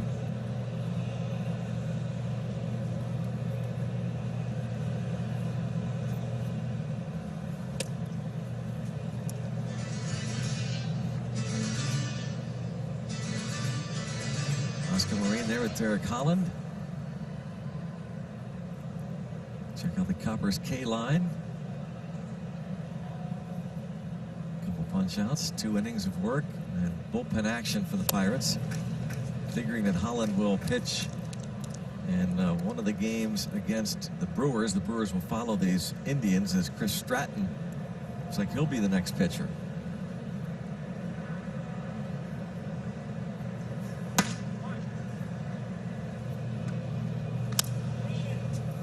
ball, still 2-2.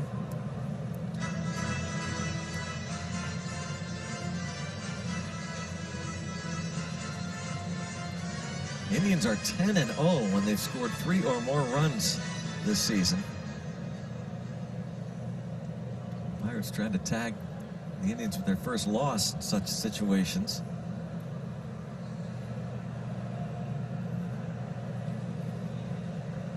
Need to get the offense in gear, and Carrasco has been a tough customer. And there's a seeing-eye single for Adam Frazier, a one-out base hit between Lindor and Ramirez.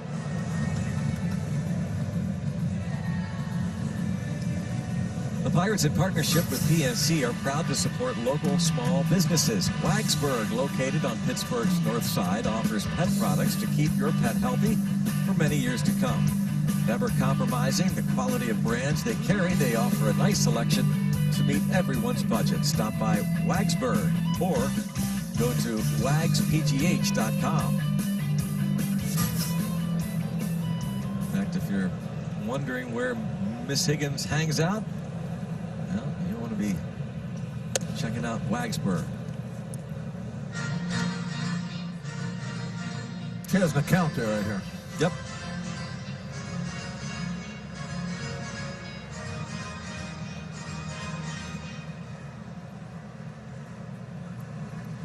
Maverick probably hanging out there now too, Wagsburg.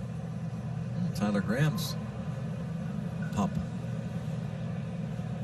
Of course, Lars. I mean, Lars is kind of like our mascot, essentially. AT&T Sportsnet. Ray and Dinah Caputo. Have you met Lars? Yeah, he's the truck dog. Can barely fit in the truck. He's a big boy. Well, I've never seen him in the truck. I've seen him asleep underneath it. Yeah, he's a big dog. Newman doubled in the first. Trying to bunt his way on in the third.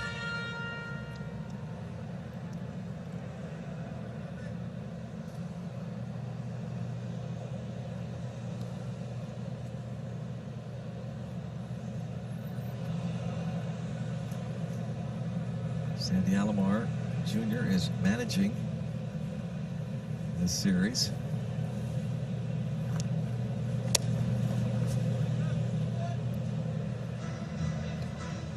One and two on Newman. Chase the slider. Newman's very tough to strike out, though. I think he's going to get this one put in play. He won't be one of the victims. Not this inning. Just 86 pitches. Say just because he threw 103 his last start.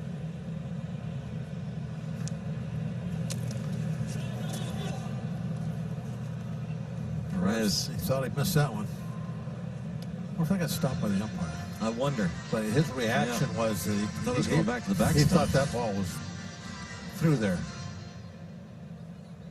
No, it just got hung up in his glove. Didn't roll very far. Big pitch, 2-2. Checks. Did he go? No. I was sweating that one out a little bit. Now 3-2.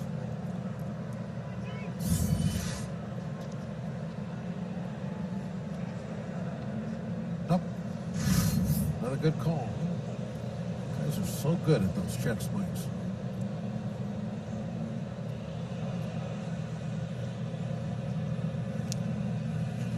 And the Pirates have two aboard. Another walk. That's the third. In fact, he's walked 3 of the last 8 batters he's faced. Now we're going to have a trip to the mound. Earl Willis, Indians pitching coach, will pay Carrasco a visit in the bullpen. We'll get a call.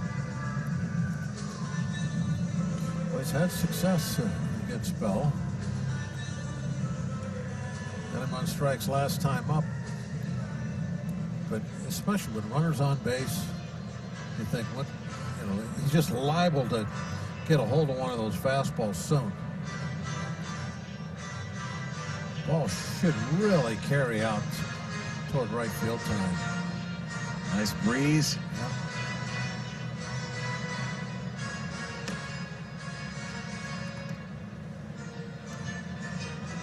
There he is, Oliver Perez. One-time bucko. Still going strong.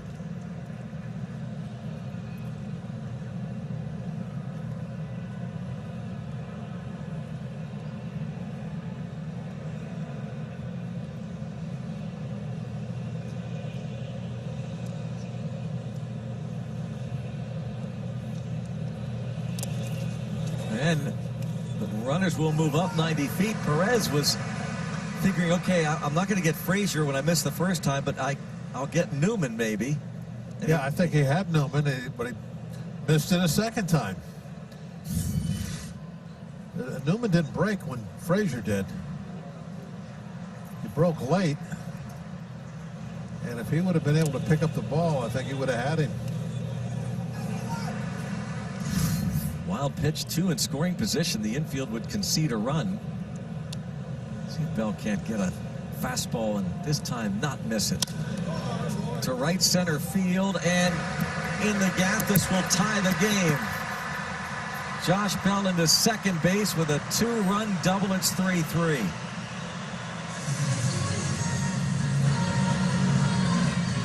He got a changeup up, didn't he?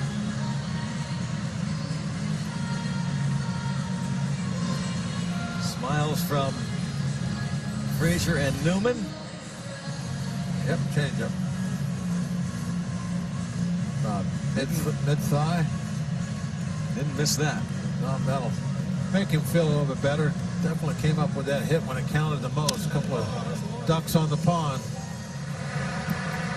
And it had to feel good, and that will deliver a knockout punch.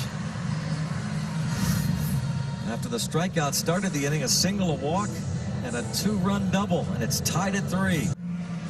Pirates, Indians. Shot there, Clemente Bridge.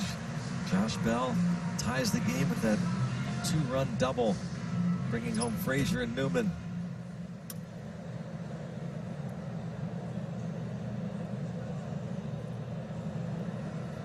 Colin Moran will face the veteran lefty Oliver Perez, who turned 39 years old on Saturday.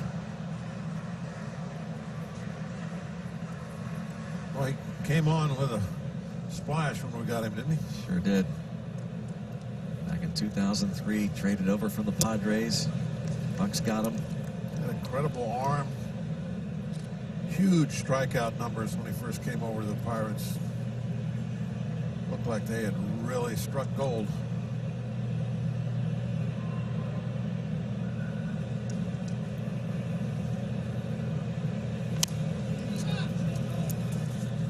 Be out of play. And the fans loved him too. I mean, he was not only was a maybe not quite as much as they got into the Batman thing, but Well, the Pirates weren't winning at the time. Perez was. it was really tough. But he had his own. I mean, there was a section of fans out in the left field bleachers. It was his fan club. Yeah. They came and they made all kinds of noise every fifth day.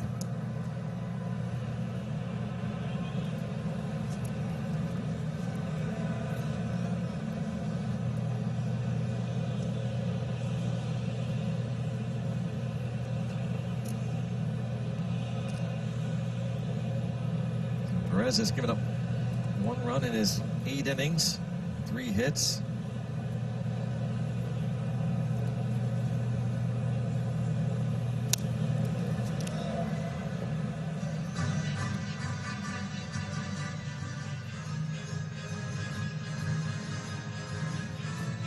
Lefty batters 0 for 9 against him this season. Always said 2 of the best trades Pirates ever made was getting Giles and getting rid of him. Great call. Amazing to get Giles, what he did for us, and then to get Perez and Bay both for him. And traded Ricardo Rincon to the Indians to get Giles, and then a few years later, after Giles was putting up phenomenal numbers, they traded him to the Padres for Jason Bay and Oliver Perez. Bay went on and went rookie Here of the year. Moran says that's out. It was. He was right. It was off the plate by, I'm going to give it an inch.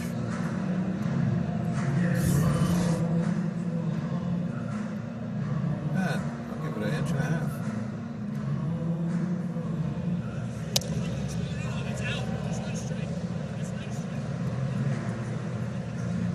It's out. That's not a strike. Well, that was I like that. That was just matter of fact. Said Yeah. what it's outside. That's not a strike. Said his piece. There was no anger.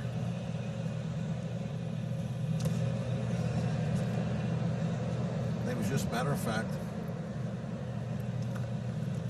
For Moran, that was an emotional outburst. Yeah, I was going to say, he was angry. That's what you get. He was Emotional fuming. outburst right there. Reynolds, 0 for 2. That fly ball toward right center field that dropped. Moran was forced at second.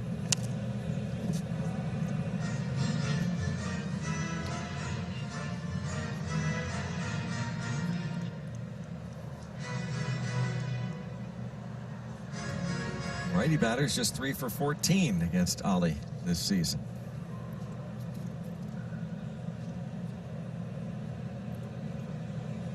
His third season with the Indians organization.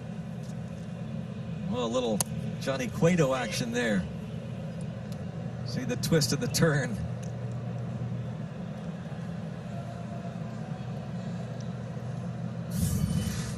Watch Ollie. If you're a base runner there, you think, whoa, we better go back. Nope, he's throwing home. And then after all of that, he drops a break the ball in for a strike. After it gives you the razzle-dazzle. Oh, Perez strikes out Reynolds. Pup Night, Pirates Charities made a donation of $5,000 to the Humane Animal Rescue. We'll see some wonderful photos of the animals. It's been going on for over 100 years. The Humane Animal Rescue has worked tirelessly with an unwavering commitment to the welfare of animals, pet owners, and the community. And last year alone, they placed over 7,000 homeless animals into homes.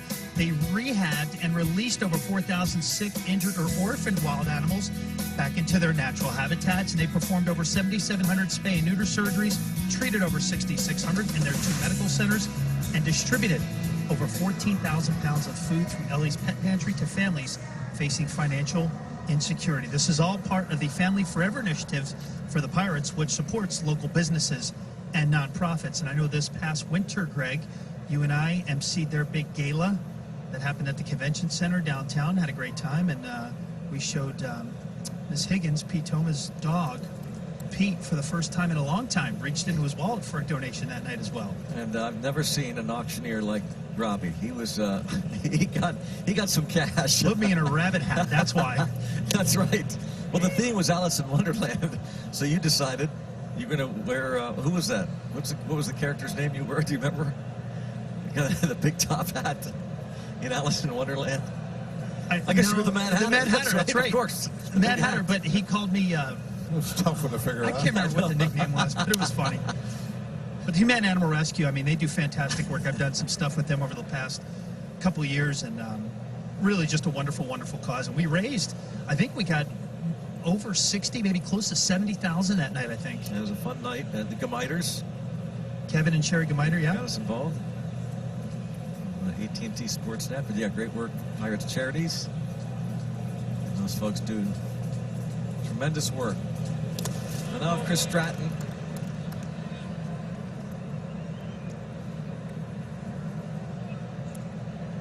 Tyler Naquin was 1 for 2 against starter JT Brubaker. 3 innings for him, 2 scoreless for Derek Holland.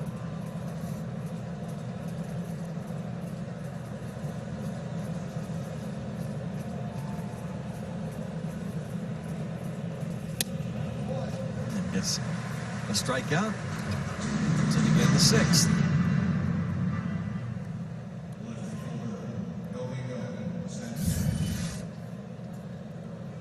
Be a nice W to get tonight if we can put it away here. Second half of the game.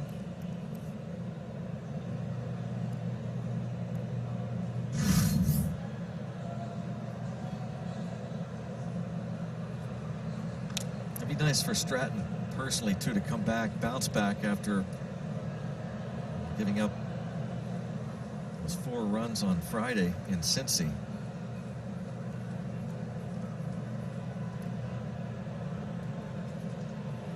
Not entirely his fault because there was a double play ball in that 7th inning. He got only 1. Pirates should have gotten 2 and would have been out of the inning. Regardless, I'd like to put up a 0 here as he faces Domingo Santana.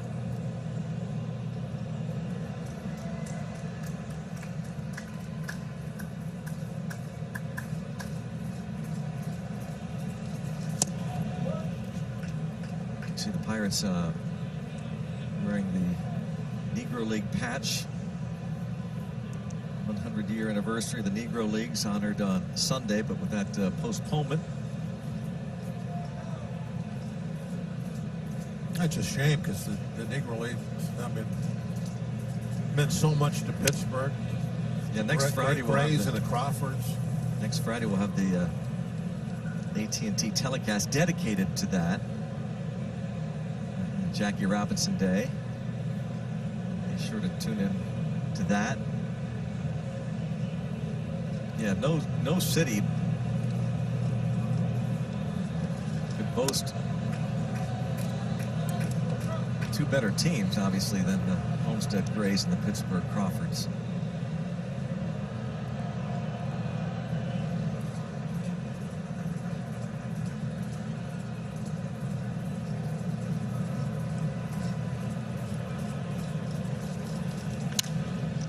Still 3-2.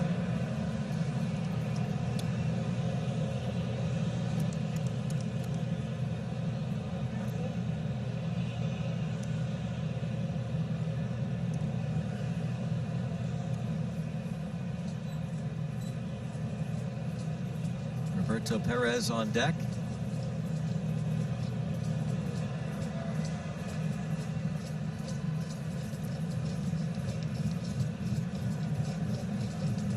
Oh, brother. Now that's a challenge.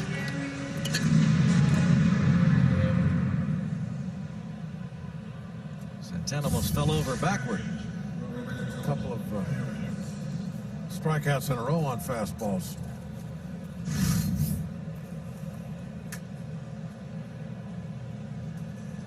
One more quick out and Stratton will feel much better. That good 0 up there.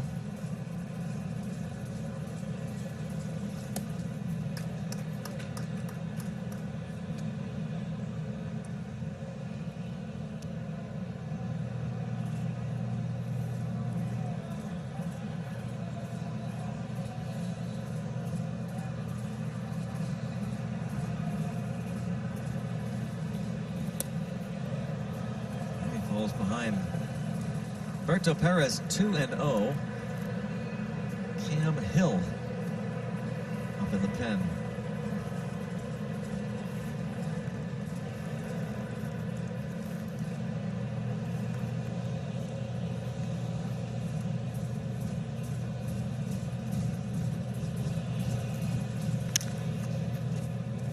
Well, the Indians players in the dugout tried a rally. AT&T Sportsnet is brought to you by Trax, the best-selling small SUV in Pittsburgh, and by Levin's, official home furniture and mattress supplier of the Pittsburgh Pirates. Let's go Bucks! Pup Nights here at PNC Park, nothing like them, and hope they're back soon. Nothing like hanging out on the boat in the Allegheny. Gregory Polanco will lead off against Oliver Perez. Polanco has struck out and walked.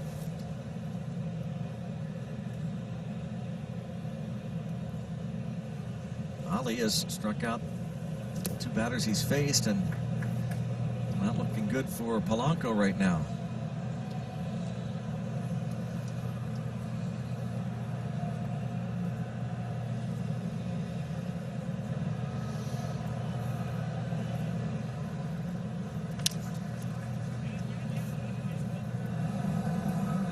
Throws a change up over to Santana, who handles it.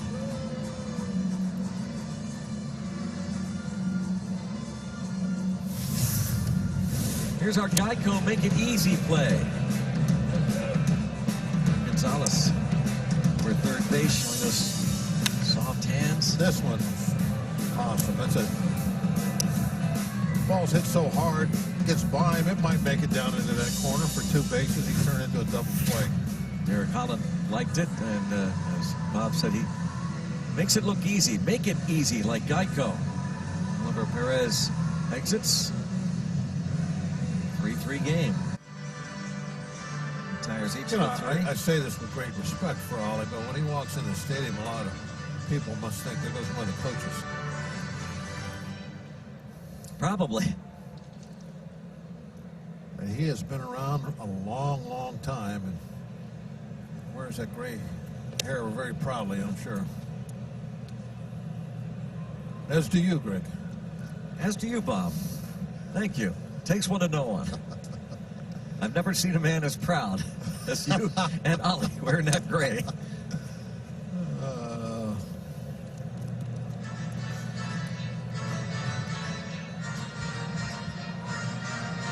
One ball, 1 strike to count.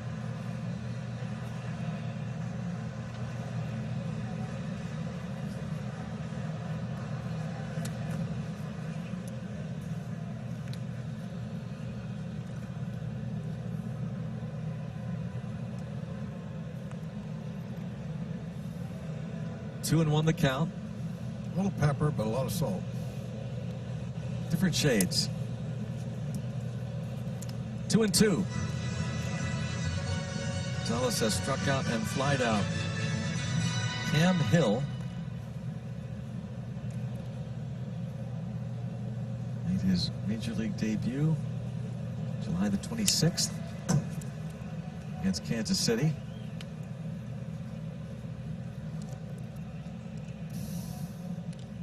17th round pick 6 years ago. The Oklahoma City native. You wonder about Gonzalez, who came in red hot, 452 batting average over his last 8 games. You do wonder about facing a team. He came to the big leagues as an Indian. Now he's getting a chance to show them. The best way is to try and just do your job and, you know, not think about it during the game.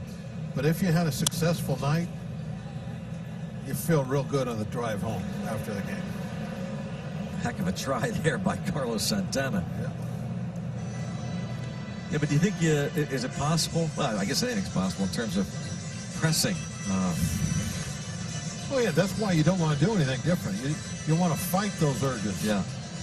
But if you have that good game, like I say, it's a Great feeling. It's a nice drive home. Yeah. You know, thinking, I showed them. Pirates traded for Gonzalez before last season. And he really was stuck behind those all-star infielders, mainly Francisco Lindor at short, Jose Ramirez at third, Jason Kipnis at second. But he is 0 for 3 tonight.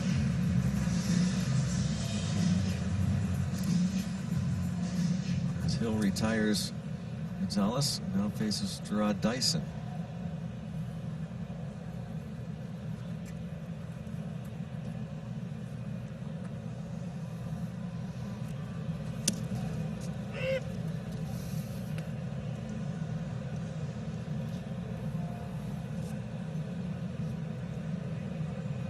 Dyson shows bunt, strike one.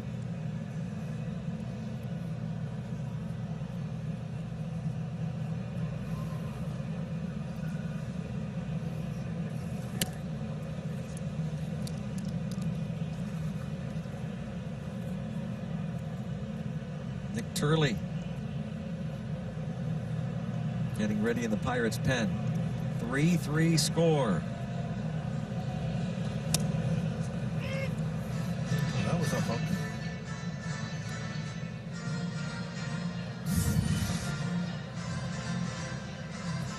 Nyssen didn't think that was a strike.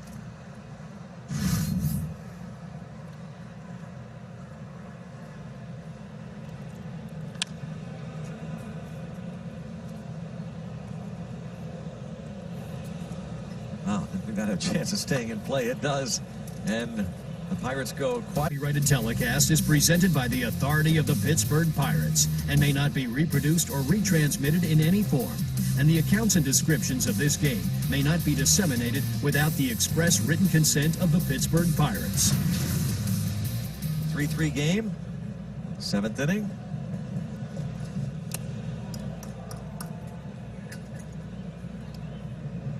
Ball 1.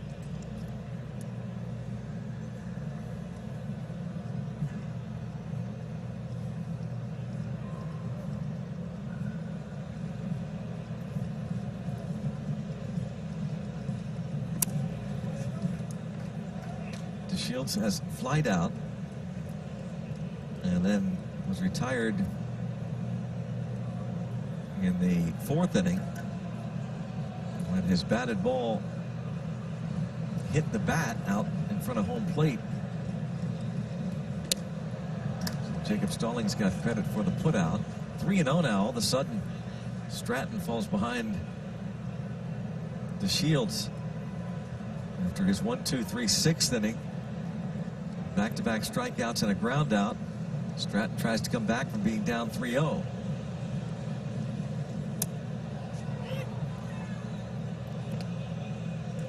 Shields getting the chance to play center field. Oscar Mercado was optioned to their space camp in Lake County. Now there's a question about the count. It's 3-1. Yeah, it's 3-1 is the correct count.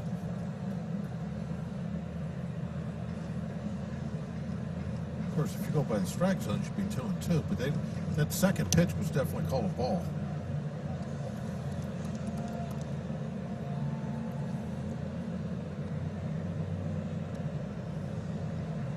Lino DeShields, whose dad played a lot of years in the big leagues.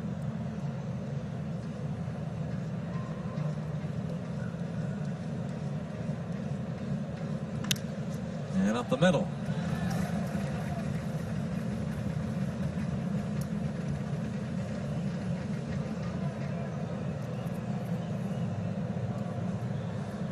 Pirates have you covered as you enjoy games from home with the Total Tailgate Sweepstakes. The whole backyard setup is included. Tent, grill, food, beverage, party games.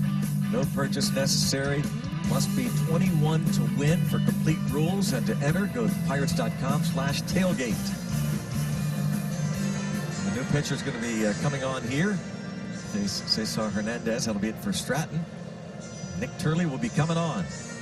Uh-oh. It's a bridge bunny. What do you got there, Bob? A bridge bunny. Not at all, really. What you don't know about, see how they got all those hanging plants out there? Yes? Bridge bunnies are very rare, but they're able to climb, like steel poles and stuff. So they live out there on the bridge. They actually live underneath the bridge. They come out and they climb those poles, and they live off the greenery there, the flowers. I don't believe you. No. Bridge bunnies climb? Oh, yeah, they're very good. That's the only way they can get up to their food. Bunted hard. Bell, a bobble, a drop. He's going to get it out at second, but Foul ball? Fair ball? No, it's a fair ball. Fair ball. It's a chance for a double play, but he just was too excited. Basically, looked like.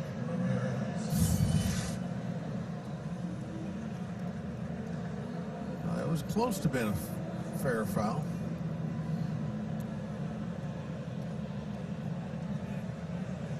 If he takes the out at first, he's got the double play. Right. He figured in his mind, DeShields had taken off. So he felt he had to hurry. Once you see, though, he hasn't. A balk is called by Turley. So the runner ends up at second base after all. Don't get the double play, and they don't get the lead runner, essentially. See if we can see something there.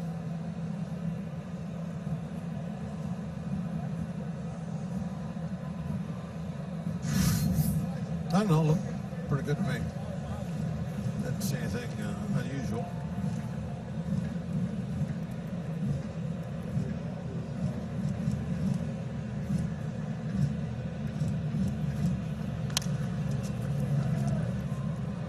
Pop them up. Stallings. Whoa! Couldn't hang on.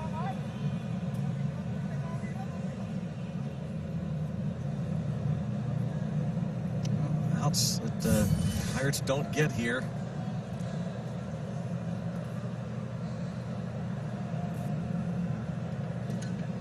Yeah, that should have definitely been an out there.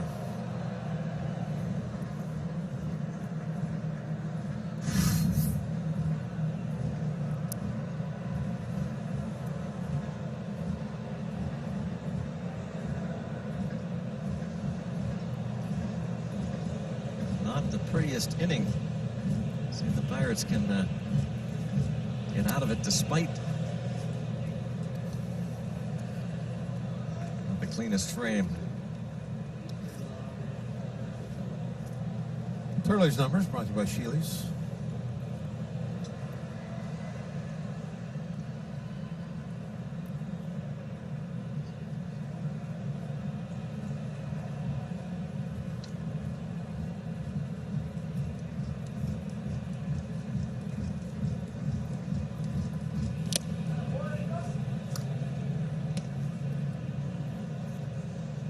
Charged Stallings with an error. That's not automatic. It's actually kind of a ball he certainly will tell you he should have caught, but a lot to negotiate over there.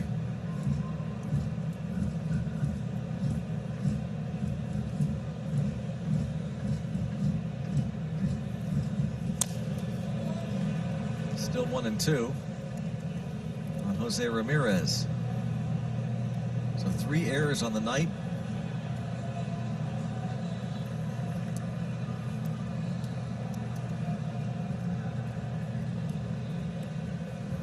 Yeah, the double plays that don't get turned are those not aren't errors, charged with errors, but they have an effect. Could have had a double play this inning.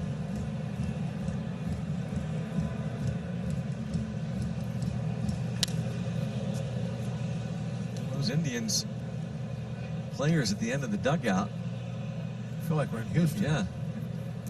Pounding the ice chest or whatever those are. Or the railing. And no, they're pounding on the chest. The baseballs. yeah, so they're doing both. They got the water bottles behind them, empty water bottles. Doing it all.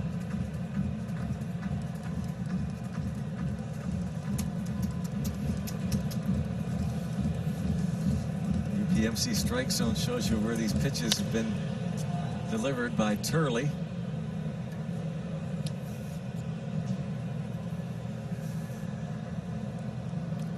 I wonder if baseball ever thought about making it illegal to bang on something on the dugout. In the dugout. Yeah. Illegal to hit something in the dugout. Well, like Houston was doing. Yeah. I wonder if they thought about that.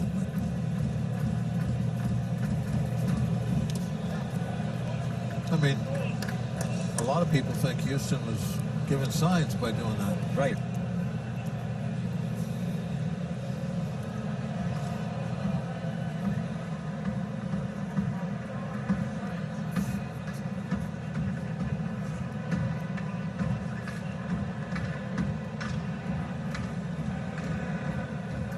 Now they're going to talk things over. That runner at second base. Again, Stallings talked about the meeting they had recently to simplify things. There aren't any more cross-ups.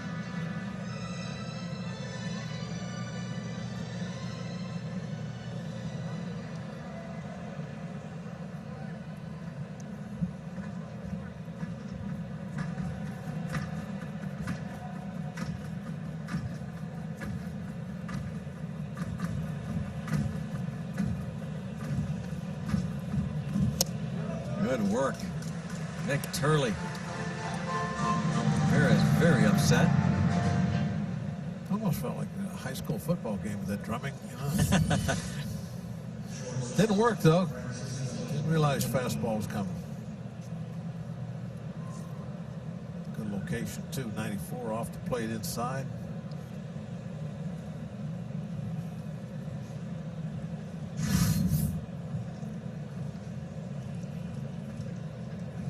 Very nice look on the Allegheny Health Network Supermo.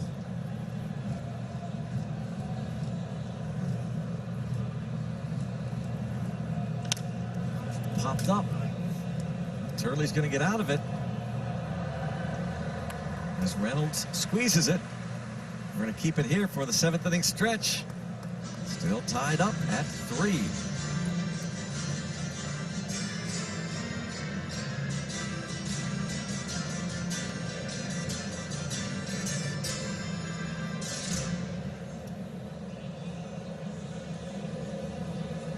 It's time for the 7th inning stretch. Let's join the Renan Strauss kids and everyone watching on AT&T Sportsnet as we follow the bouncing Eden Park Smiley Cookie and sing "Take Me Out to the Ball Game."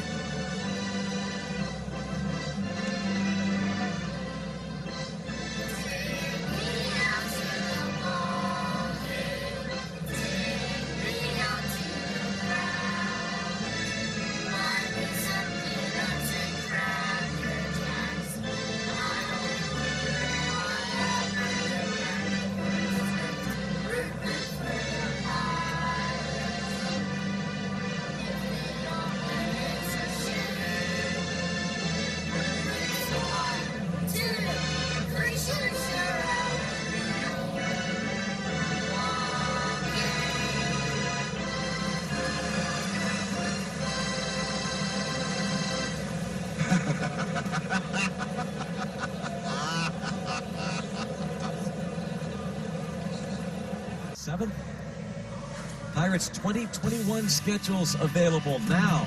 Great summer matchups, of course, against all the National League Central Division rivals. Some American League Central Division clubs coming in, like the Indians. Pirates have you covered any way you want to cheer with season tickets, group outings, mini plans, and more. Sign up, get more information at pirates.com/2021. So tied up, and Jacob Stallings leads off for the Bucks in the bottom of the 7th.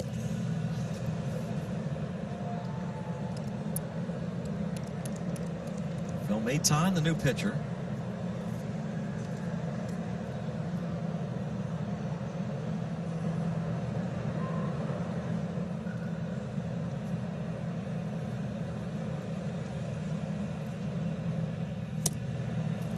Fools Stallings the first 2 offerings.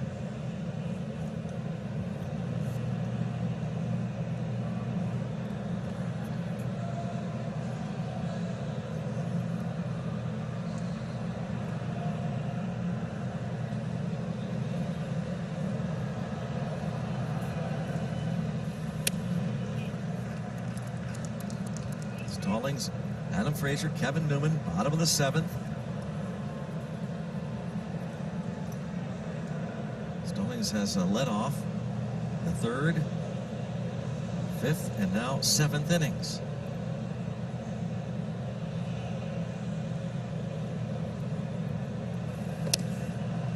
He goes down for the 2nd time tonight on strikes. Elevated slider.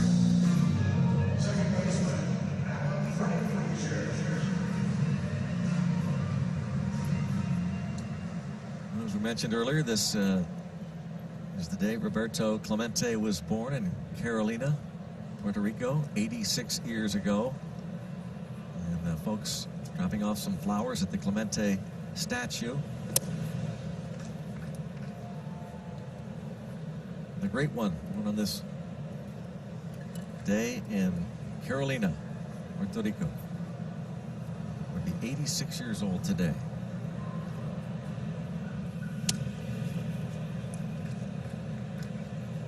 Adam Frazier takes 2-0.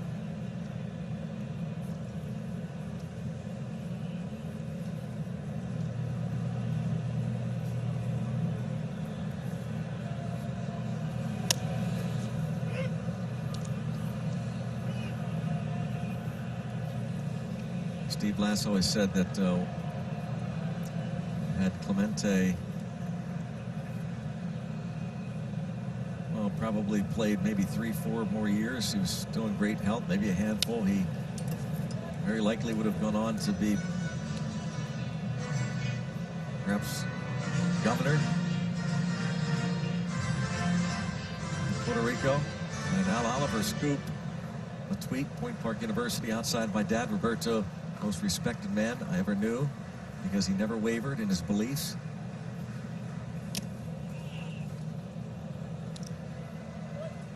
And that got somebody heard a groan.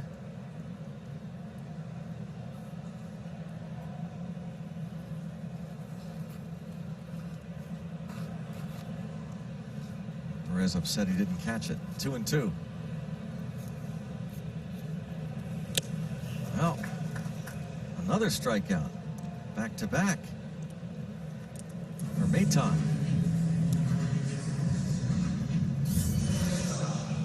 He's having success pitching Pirates upstairs this inning.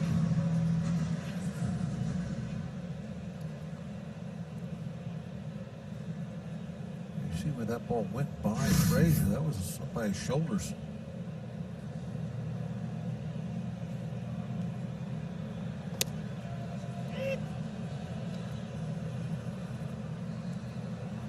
Newman on base a couple of times.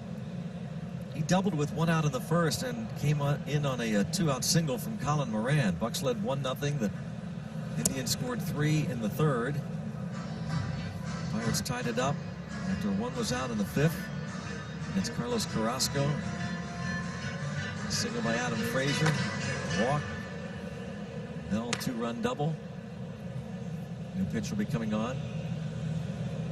Karinchak, James Karinchak, and on base for a 3rd time. Tough to get that 3rd strike by.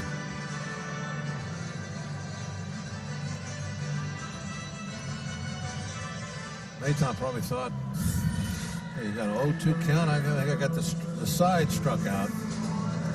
Tried to go upstairs on Newman. Not only did it get to that ball, he got on top of it. Put it on the ground through the open side.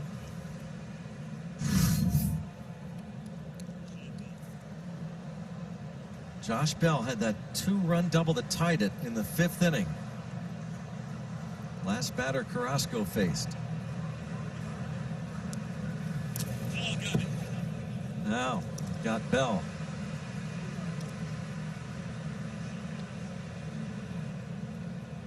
Did Bell call that? I don't know, maybe we can hear that again. It sounded like he said, that ball got me. It sounded like it. Whether the umpire said that got you. A.E. Super Mo did get him. Let's listen.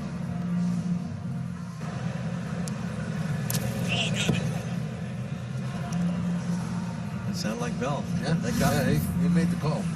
You make the call. Well, Sandy Alomar's making the call. With runners at 1st and 2nd, Colin Moran, 1st inning. Got the Bucks on the board. 2-out single.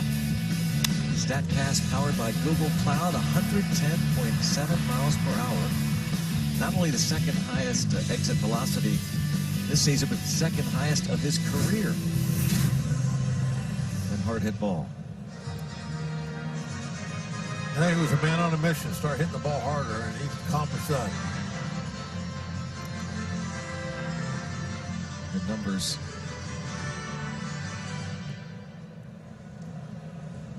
Karinchak so far this season. That possible winning run, certainly the go-ahead run out there. Lock it in with another hard hit single. Newman and Bell aboard with 2 outs. Or a little blooper to the left. I'll take that too.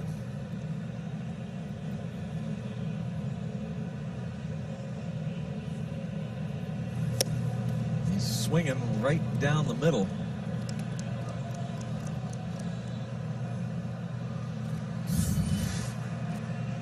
Yeah, he went right at him with this four-seamer right there.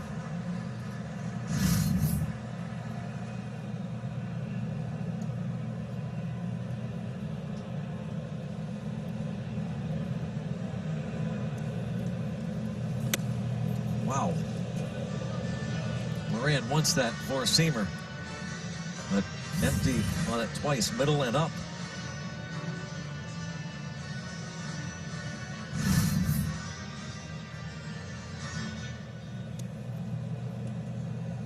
Adam Frazier struck out a high fastball earlier in the inning against Maton.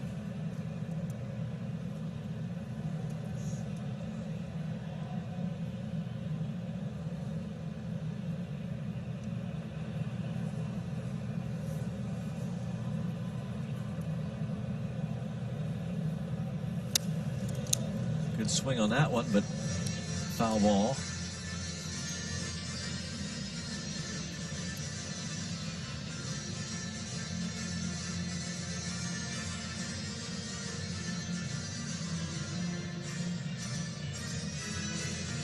You know, if it was, like, say, the playoffs or something, I'd have to find, I'd be complaining about this rocking back and forth in the set position. It keeps picking the front foot up. Yeah. And at what point does he go home? Right. Who was that Braves pitcher? Do you remember a few years ago that Braves pitcher that had that similar style? No. You don't remember that? I remember. I don't remember what team he was with or anything like that. But everybody had to check in with the league about. You're supposed to come set and stop, and like if you move or anything when you're in set position, they call a balk on you. Well, how can you just keep rocking and keep moving your front foot until you decide to pick it up and go home?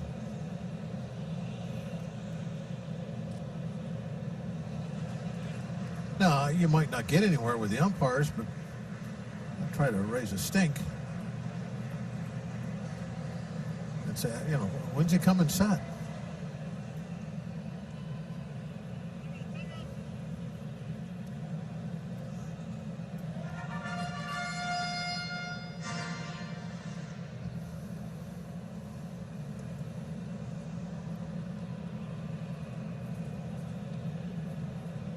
Any day.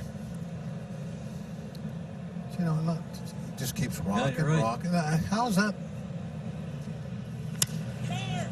Bounce to first. Buckstrand 2, still tied, head to the 8th. On AT&T Sportsnet is brought to you by Sheely's. Furniture, appliances, mattresses. The best things in life happen at home. And by RAV4. It's time to go Toyota with legendary safety and reliability. Toyota, let's go places. Let's go Bucks. Yeah, virtual pup night. PNC Park 3-3 onto the 8th. UPMC scoreboard. Another gorgeous night in the Berg. Pirates Indians game 1 of 3. Well, tonight we're talking about shifting and things changing in baseball over the past few years. How about this third baseman, Manny Machado, made this catch in right field. Third baseman went out in right field and made that catch about an hour ago. No, he's pretty athletic. So if there was a third baseman make that play, I would have said that he was maybe Arenado. He could probably do that. The ball was hit 282 feet. Machado went 100 feet to get it. Richard Rodriguez will face Carlos Santana, and the Pirates will shift. They'll keep the third baseman, Gonzalez, over there. It's at shortstop position, and they'll move their shortstop over. And this is standard stuff these days. Every team. The overshifting. Richard Rodriguez trying to keep this game tied. And there is out in shallow right, the second baseman. For the out. Frazier to Bell.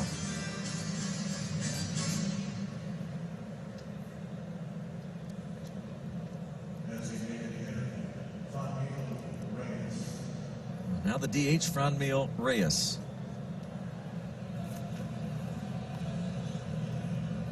Keep pointing to that play that Gerard Dyson made on Reyes in the third inning. Reyes got the sacrifice fly, scoring Francisco Lindor. But Santana was at first base. And had Dyson not made that catch, the ball bounces around the warning track. Santana. He comes around. That inning really gets away from Brubaker and the Pirates.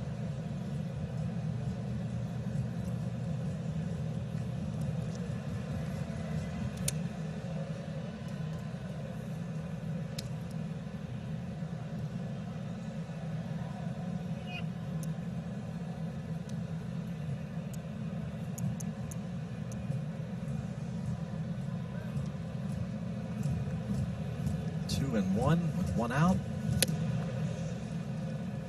High fastball.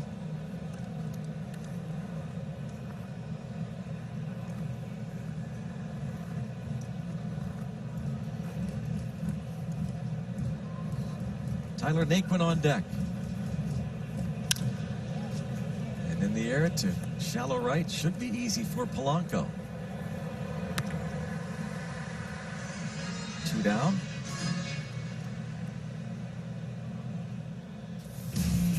AHN injury update. Kyle Crick out on the mound today. 5 BP session. Working his way back from that strained right shoulder. See that? If all goes well tomorrow, you know he's very, very close to returning. It's a big step. Another piece of that bullpen equation. Trying to get better.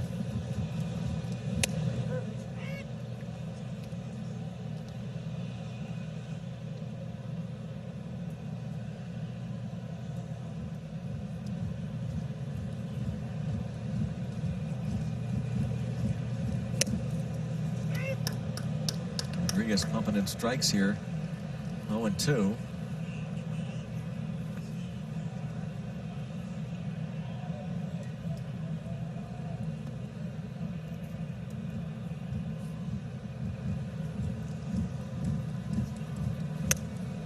That's where Stallings wanted it. He wanted it up.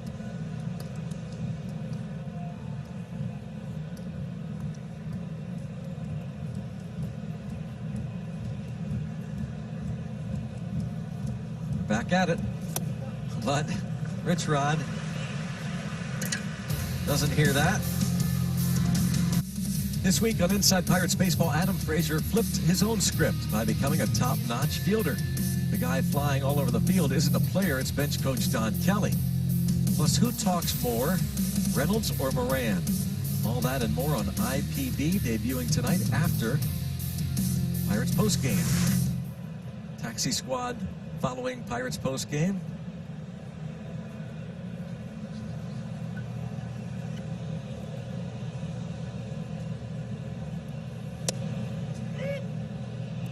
Strike on Reynolds. He is 0 for 3. But that pitcher with the unusual motion we were talking about, and other teams were inquiring Major League Baseball about the balk, I believe was John Gant. Remember him?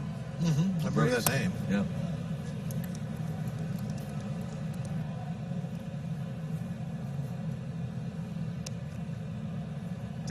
Pirates were down 2 runs going into the bottom of the 5th.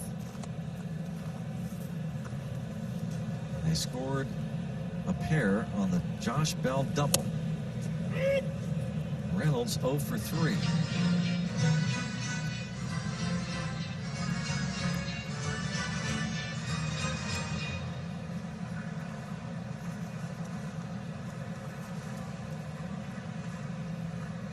Mitch Rada, 1, 2, 3, top of this 8th. They're pitching well this year.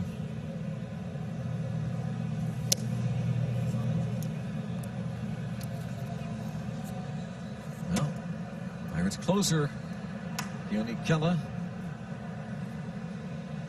just returned. Last Thursday, pitched against the Reds.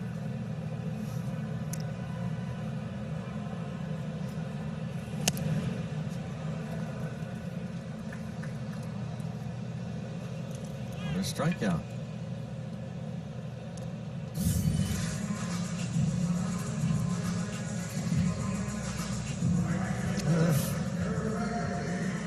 No finesse. Wearing back and after he rocks 3 or 4, 5, 6 times. Firing fastballs.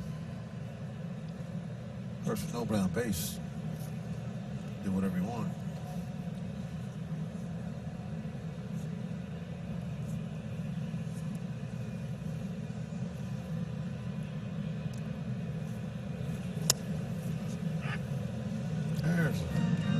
Breaker. Number 99, wasn't that the Wild Things number? Yes. Ricky Vaughn. And I think, who's the lefty for the Cubs and the Phillies? Turk Wendell. Oh, Mitch Williams? Mitch, wasn't he 99 also? I think so. What was Turk Wendell? You don't remember that? No, why would I remember that? Yeah, because he was so unusual. No, it's not why. Brushed his teeth between innings. I just know what other was unusual about it? He was a character. Oh, okay. Oh, Robbie's got it. What do you got, Robbie? You were asking what number, right? Turk Wendell? Yes. Yeah, no, he was number 99. I was. Bob doesn't want to discuss it, so talk to me about it. I believe, and this is completely off the top of my head, but I believe when he pitched for the Cubs, he wore 13. Then he switched to 99 at some point, or maybe the other way around. But remember what he was known for when he pitched? Well, Bob was just talking about it. Oh, brushing his teeth between innings. Yeah. Yeah. A real favorite of Bob's. That's pretty You normal, really right? like that. Yeah. No, it's abnormal. But the fact that he would go and draw attention to himself by brushing his teeth in the dugout in between innings as he was pitching doesn't make me remember his number. That was my point. And I believe he ate licorice as well. Oh, well, why didn't I remember his number then? That's Black what licorice. it was. Just in case you didn't remember. Yeah, I should About the have. brush That was the one of teeth. his other another quirks. thing he did. Yep, the black licorice. Yes, Yeah, yes. brushing his teeth and wearing the numbers. He was so quirky. Yep. Sounds Really like cool. Bob has his nugget. I don't think he'll be using that one anytime soon. Meanwhile, Eric Gonzalez would love to deliver against his former club. He's hitless in 3 trips tonight.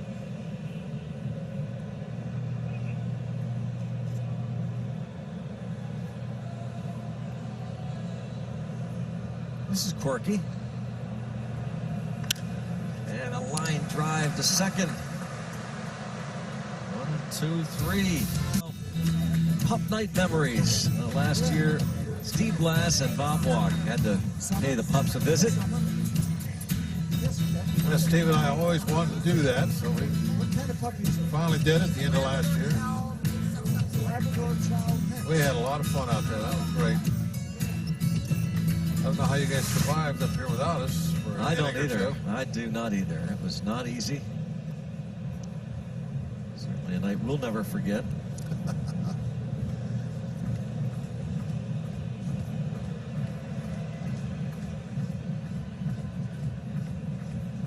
Wish those dogs would have had numbers on it.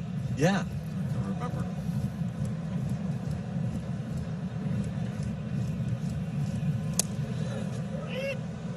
First pitch strike. Domingo Santana.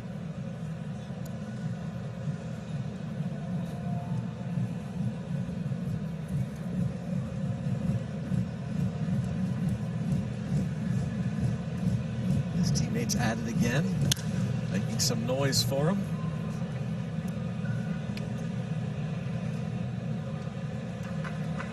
Get him on. Get him going.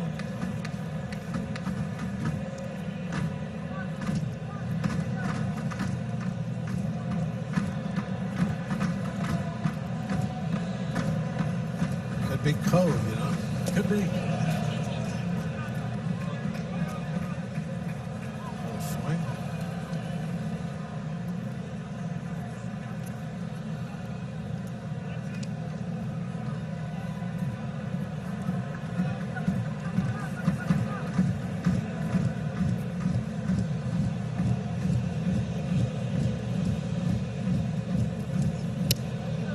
Oh, wow. Pretty good. Boy, Kella and Stallings both certainly wanted it. Stallings asking exactly where that pitch was. Shealy's numbers, of course, just one game for Kella.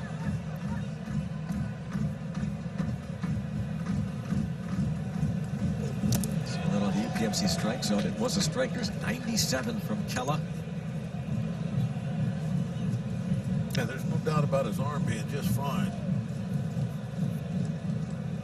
His command hadn't been all that bad either. I thought he, I mean, he's not really a control type pitcher, but throwing the breaking ball, fastball, pretty much where he wanted to. There's a miss with the breaking ball, but not a bad miss.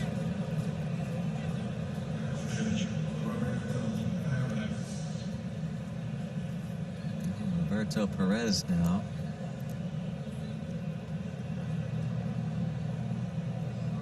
Hey, more pictures. Oh, dancing. Look at that. Hashtag Bucks Booth. So we say Pirates. Color coordinated.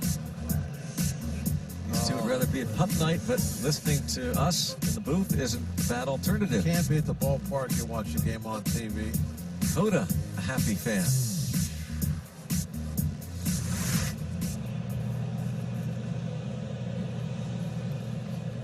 So the pinch runner at first base for Domingo Santana. Bradley Zimmer.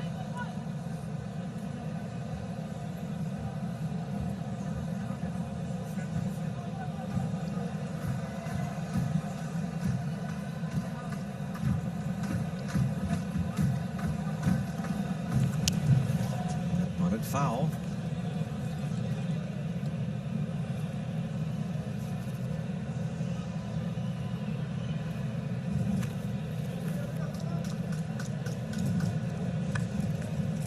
Perez back today.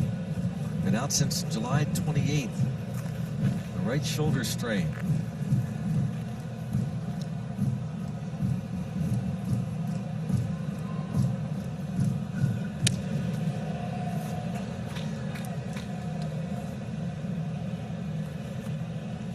One ball, one strike.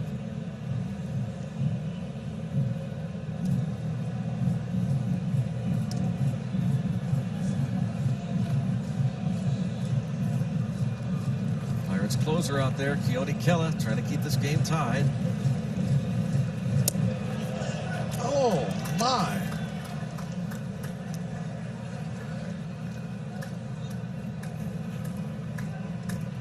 Oh, it went down.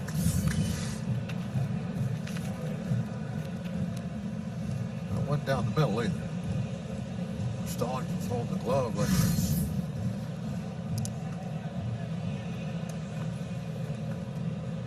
I think that's what the umpire was telling the dugout was that he saw that motion with his hand like he snatched it up. He did bring the ball way up, almost to the top part of the strike zone. But where it crossed the plate was high enough. Whoa. Thank you very much. That would have been ball three. Well, now it's 2-2, and more often than not, you see position players. Once they get two strikes, the manager will take the bunt off.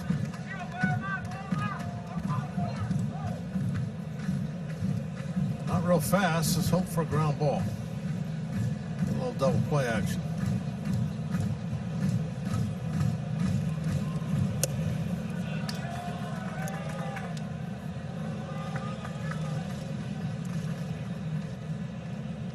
2. Delino DeShields on deck.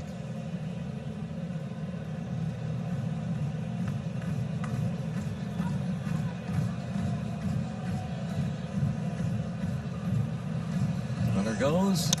And popped up.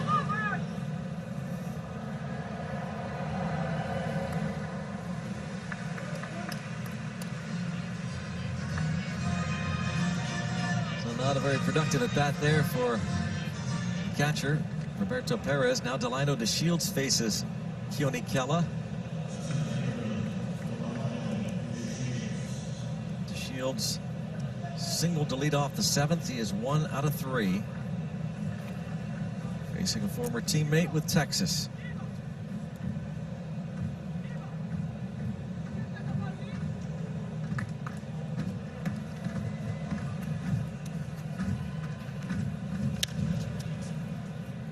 That'll be out of play.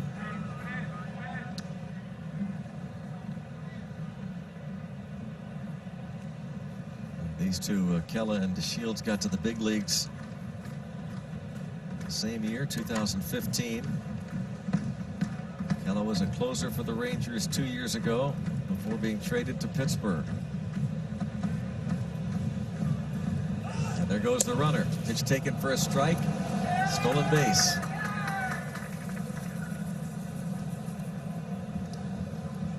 Pinch runner Zimmer in scoring position. Well, Stallings has been doing a great job at throwing to second base this year.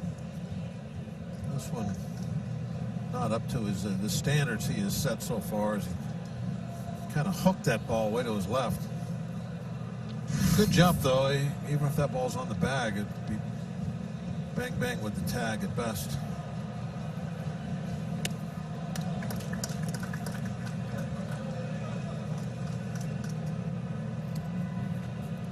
And Sandy Alomar managing the club. Terry Francona back in Cleveland as he will undergo a procedure scheduled this week.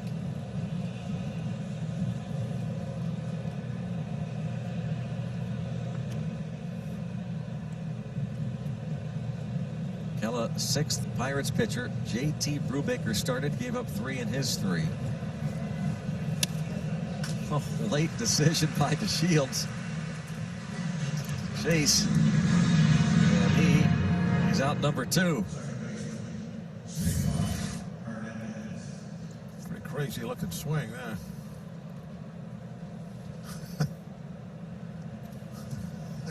He swung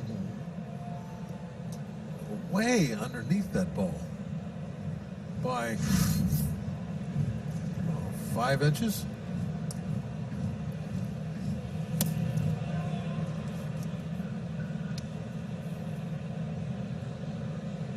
Hernandez takes ball 1.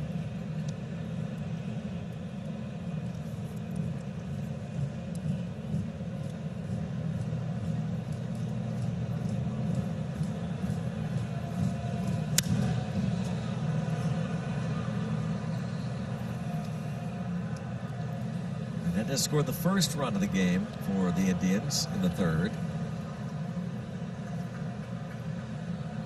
Bunted into a force play in the 7th. Should have been a double play.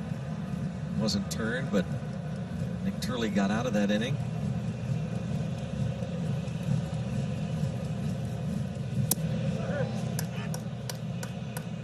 One and 2. So Brad Hand is the closer. Nick Whitgren is the righty.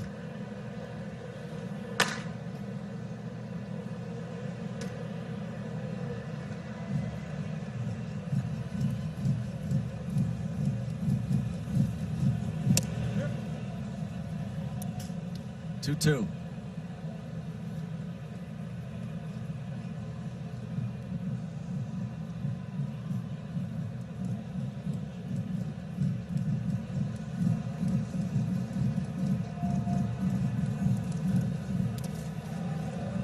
One and 2, then laid off. Zimmer holds after the steal.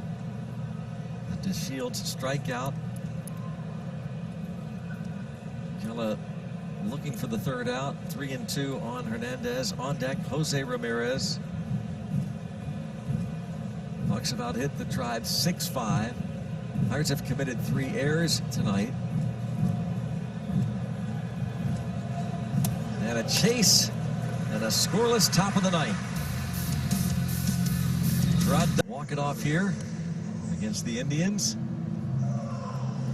Introducing Quick Pick, MLB Rally's new predictive game that offers fans the opportunity to pick outcomes and compete for cash prizes. Make your predictions count. Play Quick Pick. No purchase necessary. 21 plus to compete. Restrictions apply. See official rules and enter at MLB.com/QuickPick. Derek Shelton and Keone Kela. Nice inning. What's that mean, Greg? Restrictions apply. It means, you know, you can't just do what you want. There are some limitations. Like maybe I can't play. That's one. It's a good restriction. Glad you recognize that. You can't play. Bradley Zimmer takes over in left. As he pitch ran for Domingo Santana. And pitcher Nick Whitgren.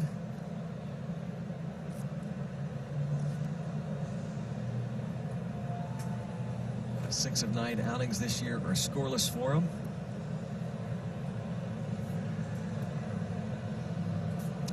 Ks in his 9 innings of work. 9 of those in his last 6 innings, says Gerard Dyson.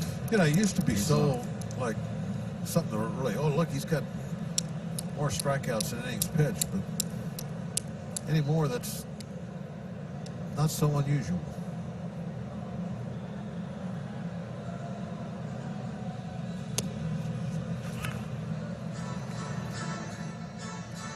Dyson takes the strike. He saw the third baseman Ramirez drawn in. Jose Osuna.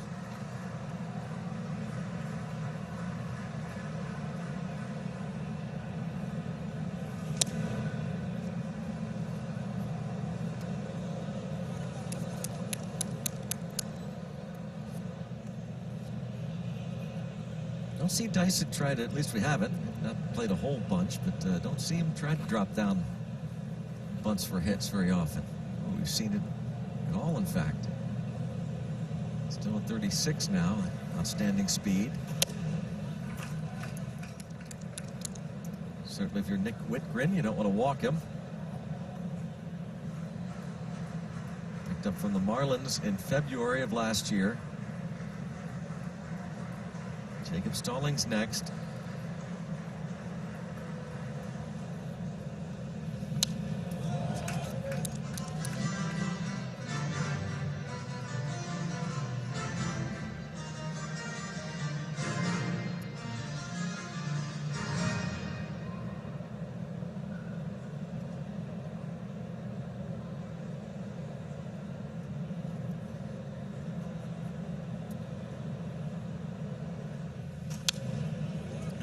Stays 2-2.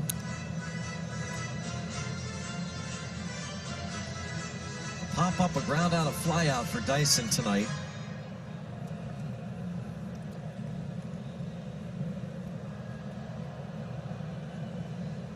Get some speed on here.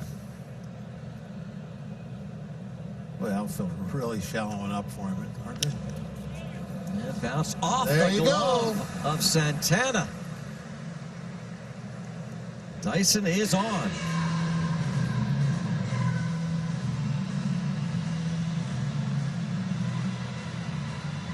Checking the scoreboard replay. And there's another one of those. You see this every now and then where first baseman goes after a ball, tries to make a sliding backhand. Yes. On a ball, on a ground ball to the second baseman. Yeah. Yep. If he goes to the bag, it's a ground ball to second base. Well, the Indians had their catcher try to bunt in the top of the ninth. And the Pirates have their catcher try to bunt in the bottom of the ninth.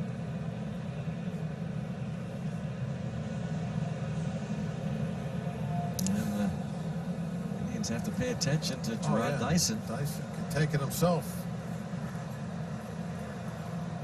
Dyson gets credit for a hit there. Great success ratio.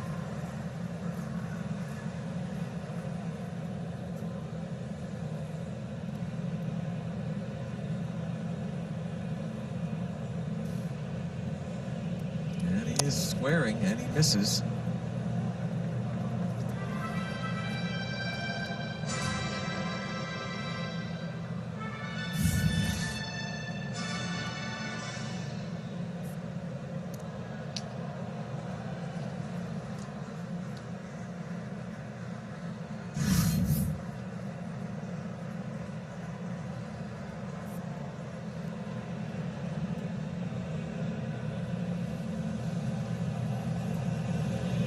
Gets it down.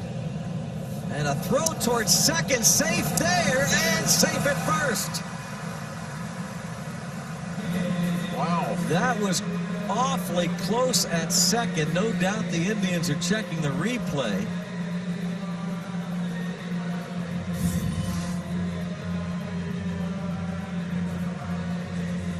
Whitgren took the gamble. Yes, he did. And they're going to... Nope, they're not going to challenge. The crew chief, Dan Ausonia, came in to get a decision, and you can see why they don't challenge. Oh, they were safe at both ends. Look at the replays. They know there it is. Good hustle by Stallings. Yeah, that's true. Well done by Stallings. Can you blame Whitgren for trying that, Bob? What do you think in this situation? No, I don't blame him, but with Dyson, it's a risky play. Yeah. One of the fastest guys in the ballpark tonight, and you're going to try and force him on that one. You know, if you pull it off, you're a hero. But if you don't, you're in a mess. Yeah, nobody out. Yeah, Now, it's like extra innings. Check out. Well, now, okay, here's extra. Here's a runner at second, nobody out. And we've seen throughout baseball, the numbers show you shouldn't bunt. So I don't know. At least in the 10th, well, here it is in the 9th. Well, Frazier checking with Joey Cora. I think if you're the home team, you bunt. If you're the question is, if you're the road team, do you play for one run? If you're the road team. But if it's a tie game and you're the home team, well, then one run ends the game. Right. And if you swing away here, there's a man at first, you can get to a double play. Now the guy's at third with 2 outs. Who cares? Okay, that's a big difference, is that there's a runner at first base. You could hit it to a double play.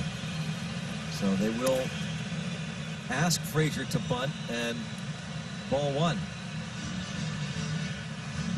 Yeah, a lot of times you can say, oh, left-hand hitter up. Just pull the ball, get him to third that way, or maybe you get a base hit.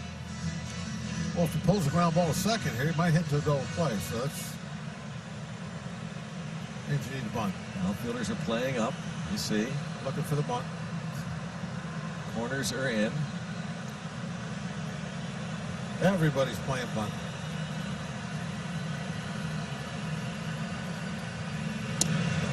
This is, and now a try at second, and out at second base. Oh my. I don't think the ball beat him.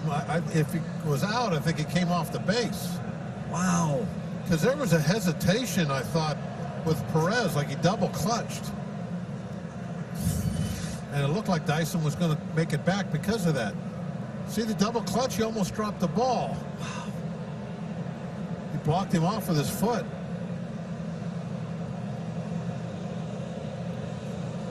See, he blocked him off with his foot. Yeah, but did he get that left hand in there before he got the tag on him? You see what Dyson did there? Oh, he did. Yeah, he came back with the left hand. Now, is the left hand? I can't see because it's tough to see with your iPad where it says. All right, sorry. That's all right. Yeah, you've got your own monitor, by the way, if you want to use yours. That's okay. Yeah, but look how small mine is, by the way. Well, then you get a bigger one.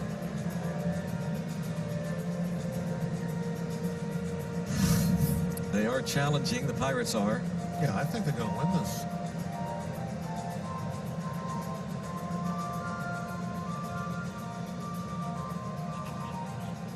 Heads up by Dyson when he got blocked off with his right hand. Yeah. Threw his left hand in the back door. Yep.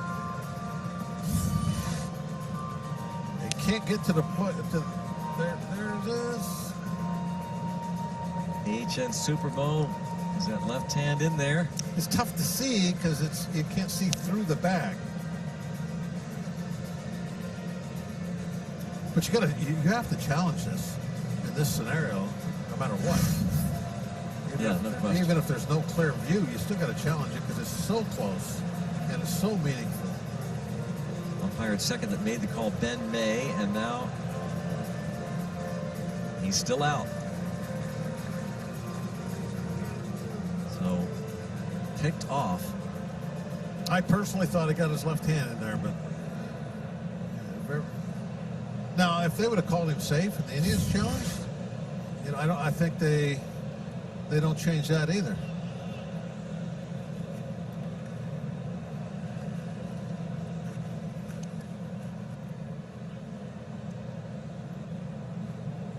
Man, is that huge. Woo.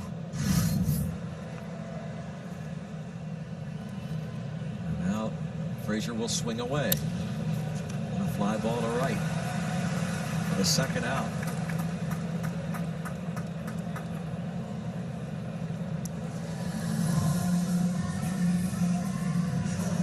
And it brings up Kevin Newman.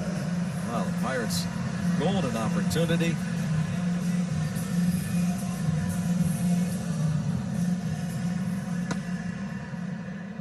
Sam Howard up in the Pirates' pen.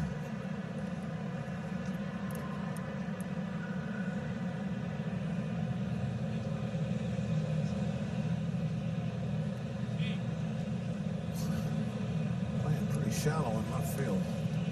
Big gap in that left center alley for Yeah, sure. you would think that they would play deep and guard against a double, which could lose them the game. And I mean, they don't lose with a single, so why play shallow? Stallings, we don't have to tell you, is one of the slower players. Yeah, that's true too. He's going to have to hustle on a double. I mean, a double, he's not likely to score. Yeah, if it goes to the 410, he is. Into the notch, yes.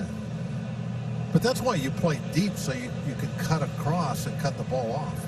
Keep it from getting in the notch.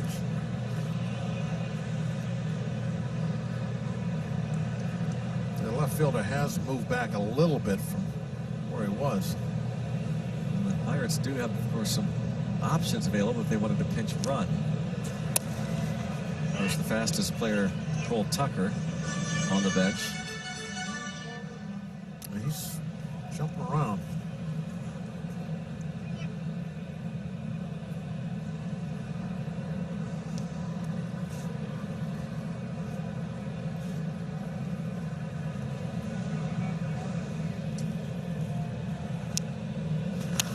And a base hit. We'll put runners at first and second. Now they will pinch run for Stallings. Cole Tucker will come out.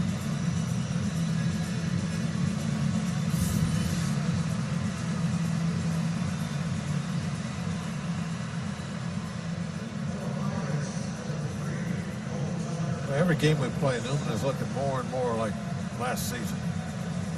His third hit tonight, on base for a fourth time. Big important hits. Yes.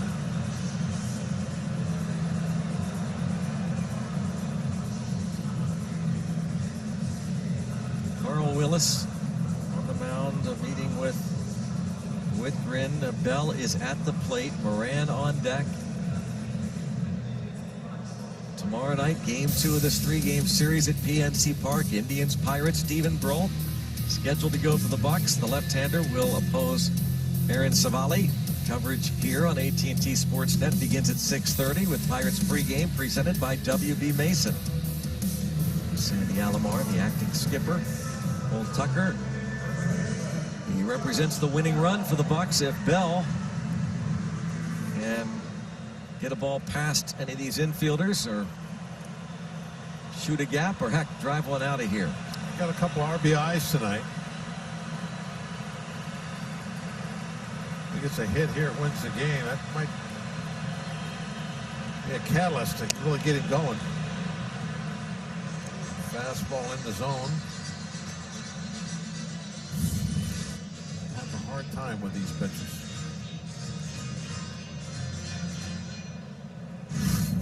Way underneath them.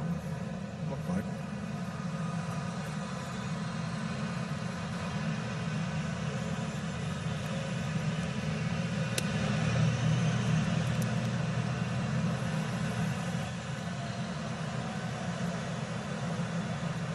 Bell's two-run double in the 5th tied the game. Scored Frazier and Newman. That was off Carlos Carrasco. Barely nicked by a Phil Maton pitch in the 7th.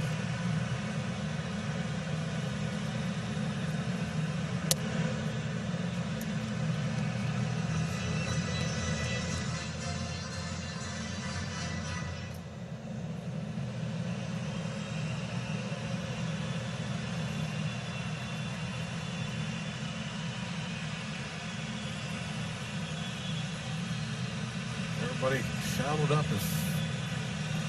as close as they dare with Bell hitting. But he'd have to hit a one-hopper right at an outfielder to have a shot at throwing out Tucker.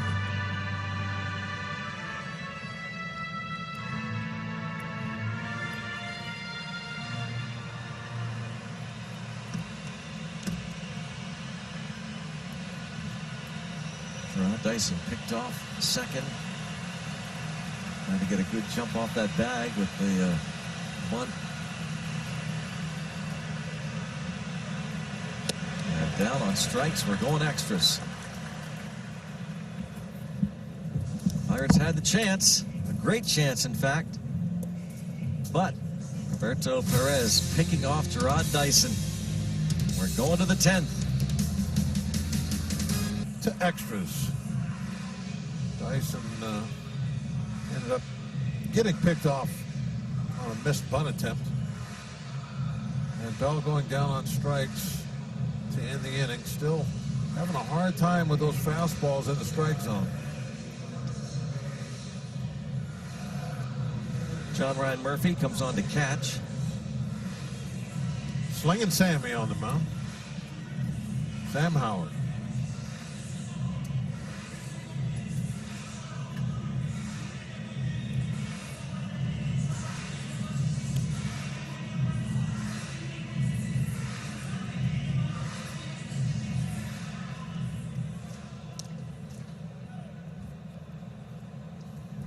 Jose Ramirez will lead things off. Cesar Hernandez, who made the last out, starts at second.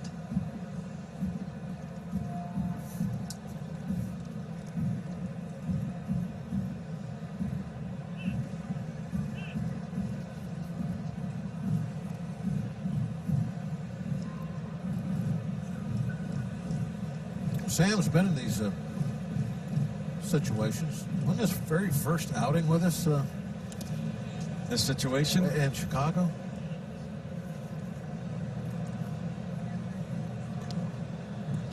Came up with some big strikeouts.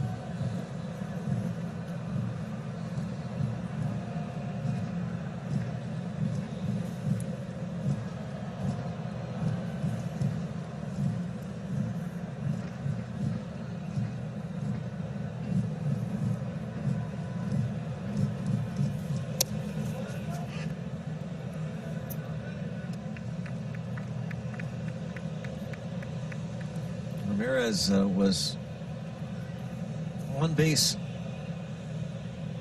once in 2 plate appearances against the starter Brubaker. He walked and scored in the 3rd inning. Has struck out twice since. Derek Holland, the lefty, got him looking in the 4th. And the lefty Nick Turley got him swinging in the 7th. Now he faces a 3rd straight left-hander in Sam Howard.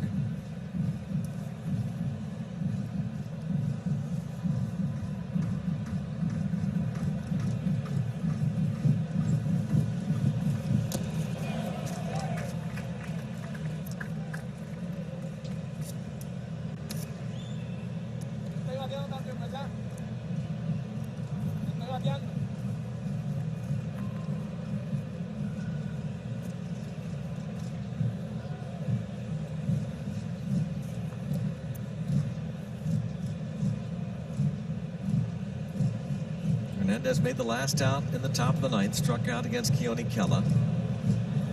He begins the 10th. These new rules at the 2nd, and it's 3-2 now on Jose Ramirez.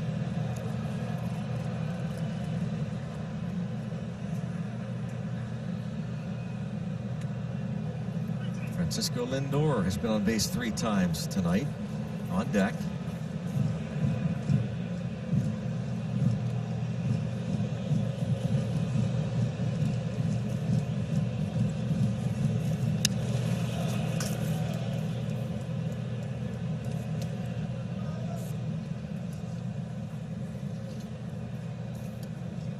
Ramirez came out of a 3-month slump at the start of last year to have a productive campaign before broken hamate bone. Still ended up with 23 homers in 129 games. How'd he hit How that about ball? that swing? That ball was going to hit him in the leg if he didn't make contact with it.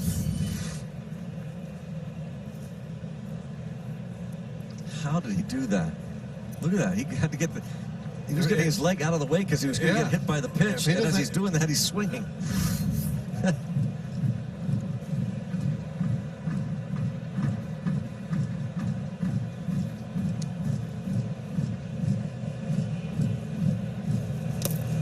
And he goes down again.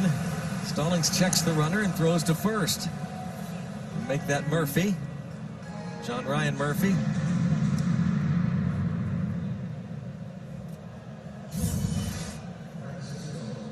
It's like become one of the hardest things in all of baseball to move a runner to third.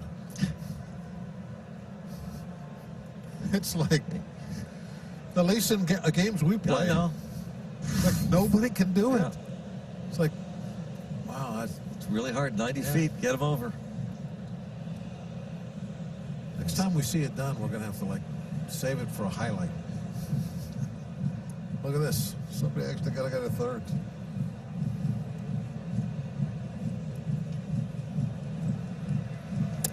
Did he go? Yep. Trip Gibson over there at first.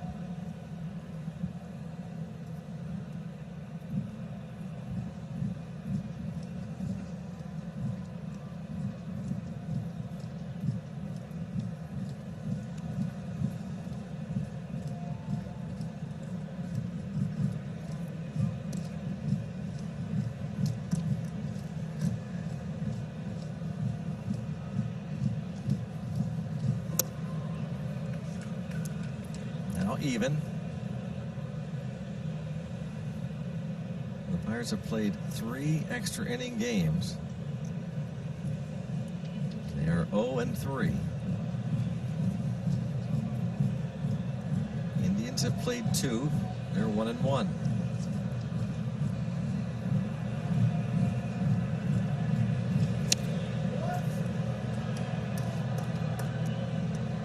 You gotta like Sam Howard, don't you? No. So far, a tremendous Oh, he's- pickup. A little unflappable, and didn't seem to get excited in these situations at all. Just makes his pitches. Pirates got him off waivers the end of October from the Rockies.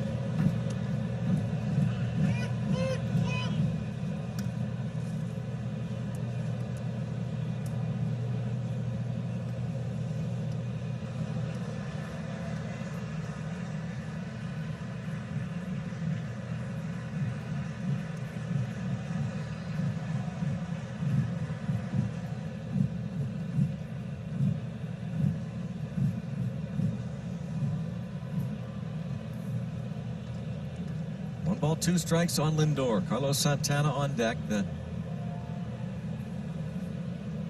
Indians bench starts pounding the water cooler. Drum beat begins. And that got him. 2 aboard with 1 out.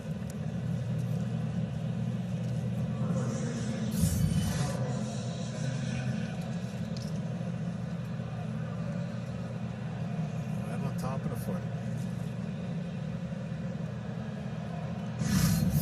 Ramirez would have took a full swing at that ball. Yeah, Probably fouled right where it he off. wants it. Yeah.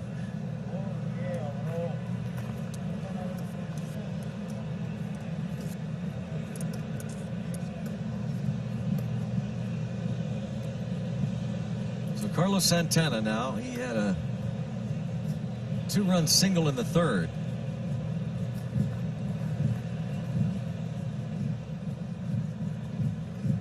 He has put the ball on the ground 3 other times. Reached on an Adam Frazier first inning error. Hit into a double play in the 5th, hit it sharply, but Eric Gonzalez with a nice pick. And around the horn DP. Last time up against Rich Rodriguez, he bounced out sharply to Adam Frazier. Now turning around and batting right-handed.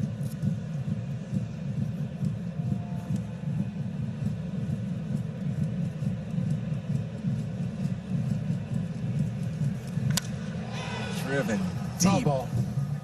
Wow, he crushed it.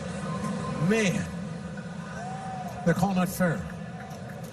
a 3-run homer. That's a foul ball. Yeah, the Pirates are saying there's no way. But for now, they're calling it a home run.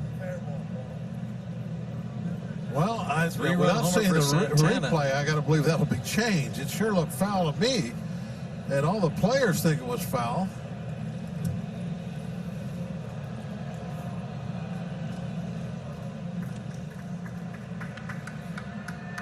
Did anybody else get a better look? This umpire and crew? Now they're just going to go right to New York. Well, here's our look.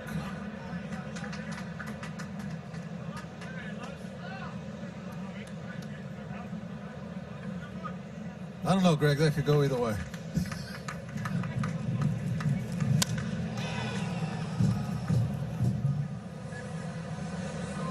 He knew it was foul. Oh, right yeah, he's away. walking back. Oh, I go, whoa, you're going to call it fair? I'll take okay, it. Yeah. I'll take the trot around the bases, even though I know it's... He was going back. Howard's like, what? That ball's way foul. Not my call.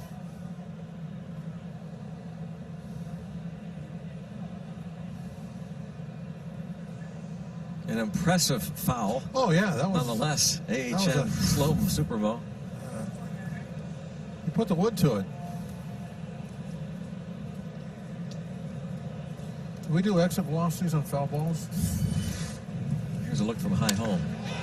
111 miles an hour on this, Greg. That's not. That was like the third rung of that rotunda, wasn't it? It was a long tater. Now, here's the thing. That the only the only argument someone could say to me to say, no, that was a fair ball, was did it go over the foul pole, over the top of the foul pole, and then end up being foul? Was it fair when it went over the foul pole? Now, I'm not even saying it went over the foul pole, but I'm trying to, figure something out now. Is this actually, right now, freeze it right now, is that going over the foul pole? Well, the only thing I'm saying is the batter tells me all I need to know. The guy that hit the ball knows it's foul. Oh, I know. I mean, I knew it was foul watching it, but I'm trying to think of a reason why it might be fair. Yeah, my only reason would be, I don't even need to see this. I just need to see the batter who hit it. Where they froze it, if that ball at that moment was going over the fence, well, that's fair ball. Yeah, but obviously it wasn't for the guy that hit the ball would have thought that. Well, he wasn't down there. The umpire was down there, Greg. He was He closest to knew there. it was foul as soon as he hit it. I'm trying to figure out why they called it fair. I'm trying to come up with a reason. Yeah. That's the only thing I can think of. I mean, I've never seen a guy hit the ball and go back to the batter's box. But basically, that's what Santana was doing. He was going to go grab the bat knowing it was foul until he hears, nope, fair ball. They're taking a long time to look at this. Maybe they have some other views and stuff.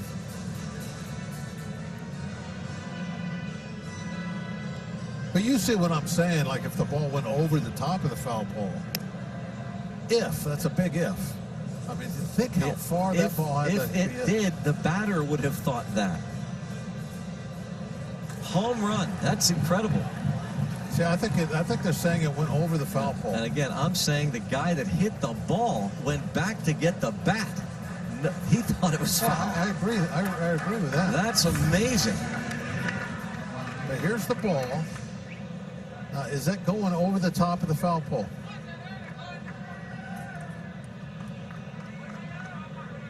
No. That's a foul It's ball. behind the foul pole. That's a So foul that ball. your point. the No. ball. The ball. Your question is, the answer is no. In that view there, you can see the Yeah. ball pass to the left of the foul pole. Now, how was that not overturned? You tell me. Now you tell me. All I know, Greg, is the guy that hit it thought it was a foul ball, so, right? That is a Mezaga.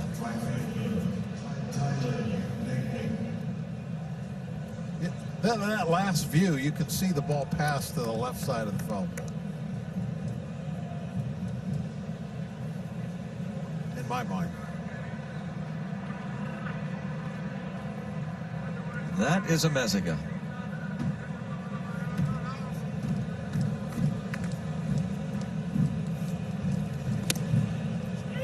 Never seen that one before. Second home run for Santana. I've seen home runs that look way foul. Called fair. Never seen that before. That's a new one. Watch it again. How did they not overturn this and call this a foul ball? How?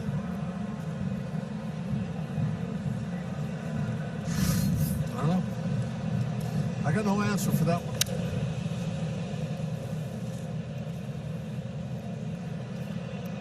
So Brad Hand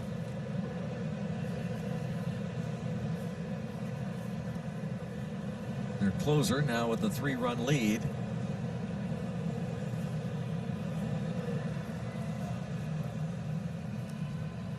Carlos Santana.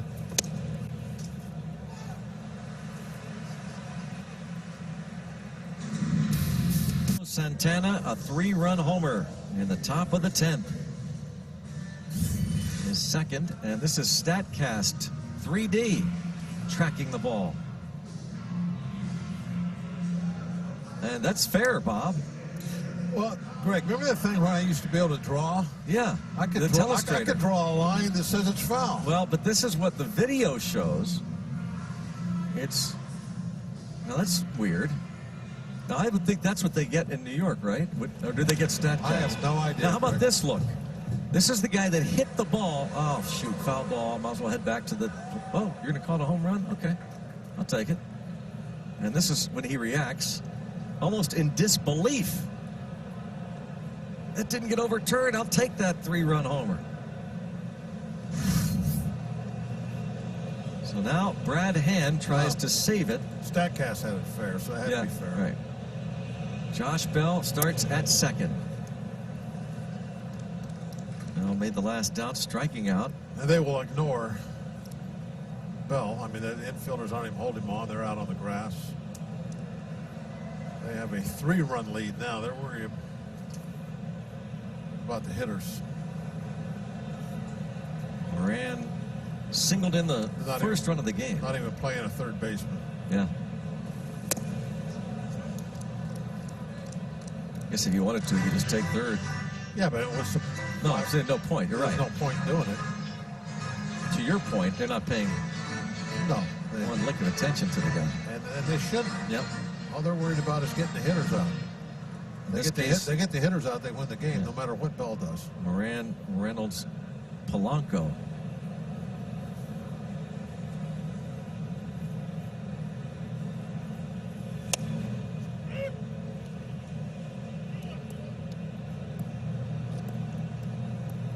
Nick Whitgren in line to get the win in this one for the Indians.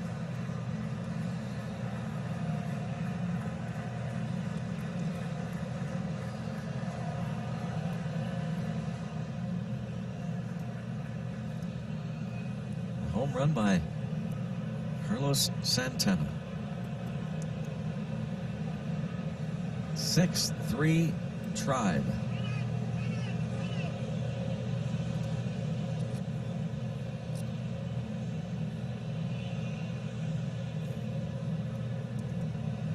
Now, of course, the Pirates should not have been in that situation anyway in the top of the 10th. You can gripe all you want about. Well, they should have won it in the bottom of the Yeah, ninth. exactly.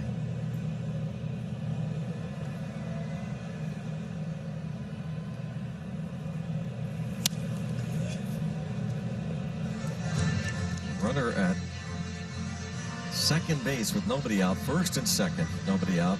Adam Frazier was asked to bunt. Pitch came through, and Roberto Perez fired to second and picked off Jarrod Dyson.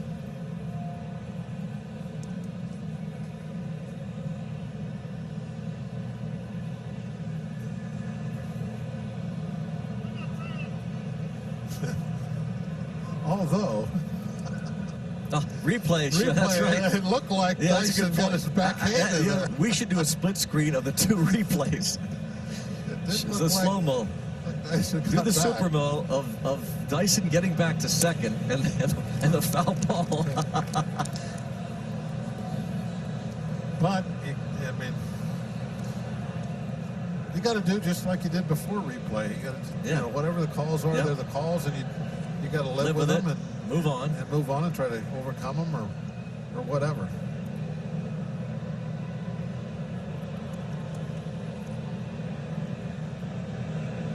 But it's tough to overcome 3 runs in the top of the 10th. That one's going to be a difficult thing to do here, but struck him out looking.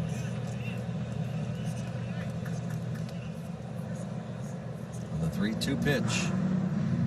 Second time tonight, Moran is caught looking.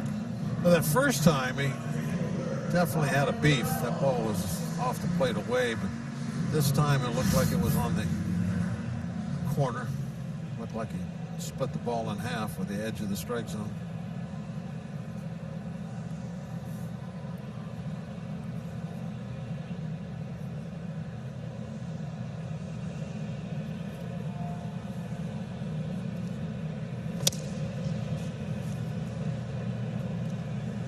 Reynolds has struck out a couple of times, 0 for 4.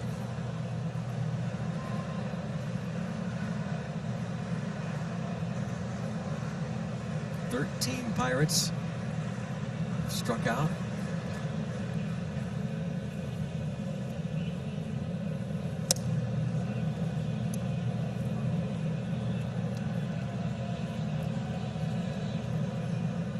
Brad Hand, the 7th Indians pitcher. Carlos Carrasco started 4 1/3, 3 runs, 5 hits, walked 3, struck out 5.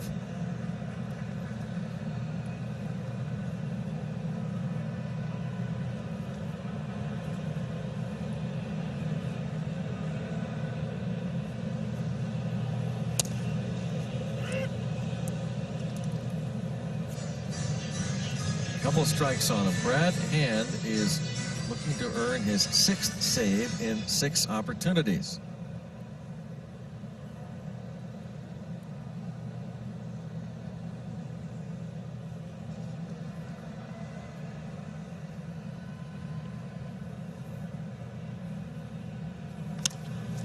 Roller, the backhand, and safe at first. Infield hit for Reynolds. Now the tying run comes to the plate in the person of Gregory Polanco.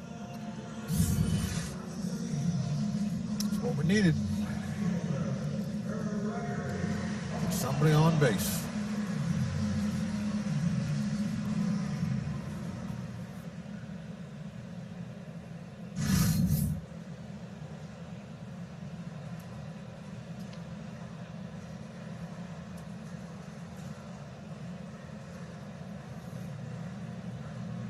Polanco hits one over the top of the right field foul ball.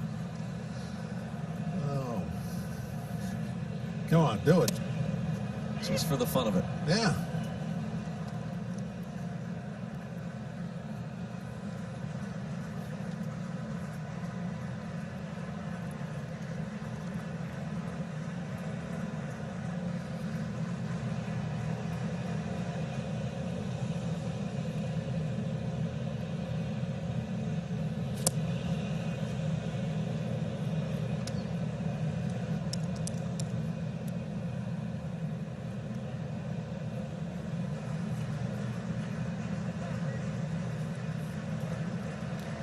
Oh, 0-2 on Polanco.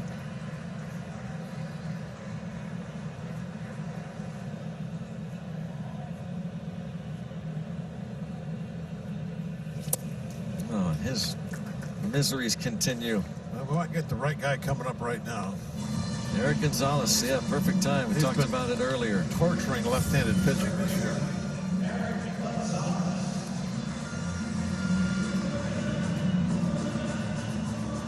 Polanco down on strikes for a third time tonight.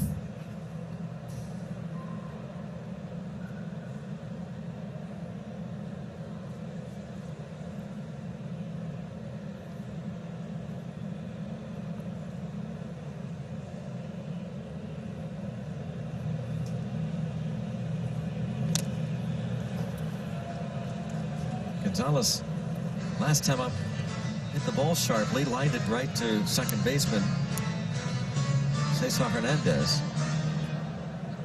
Well, he'd love to get something that could get in the air, hit it hard.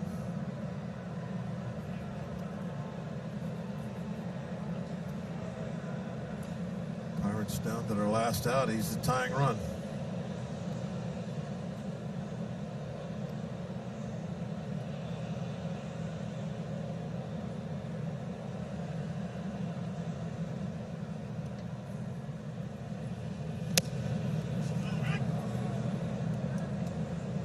And 2. Down to their last strike. Like Frazier was not too long ago. Remember when he hit that tying home run? Same kind of scenario.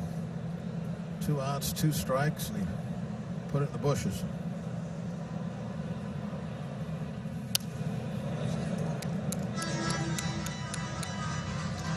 Make him feel better about that drive home we talked about.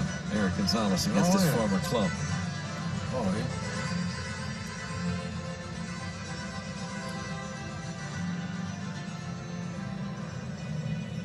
Might just hang out in the clubhouse for a little extra. Soaking it all in. He gets a big hit here. He's been so good with men on base. But Brad Hand strikes him out. And the Pirates, a very disappointing 6-3 10-inning loss to the Indians. No doubt they'll be talking about that home run. Pirates challenged it. It looked foul on all angles. But Carlos Santana's home run gives the Indians the victory. Yeah, it just was a difficult one because of the way it ended. And, you know, we'll be talking about the bottom of the 9th inning. I'm going to talk about the top of the 9th inning a little bit when we come back. In fact, let's talk a lot about much of the game when we come back. We'll do that. I want to talk about Keller. All right, we'll do that.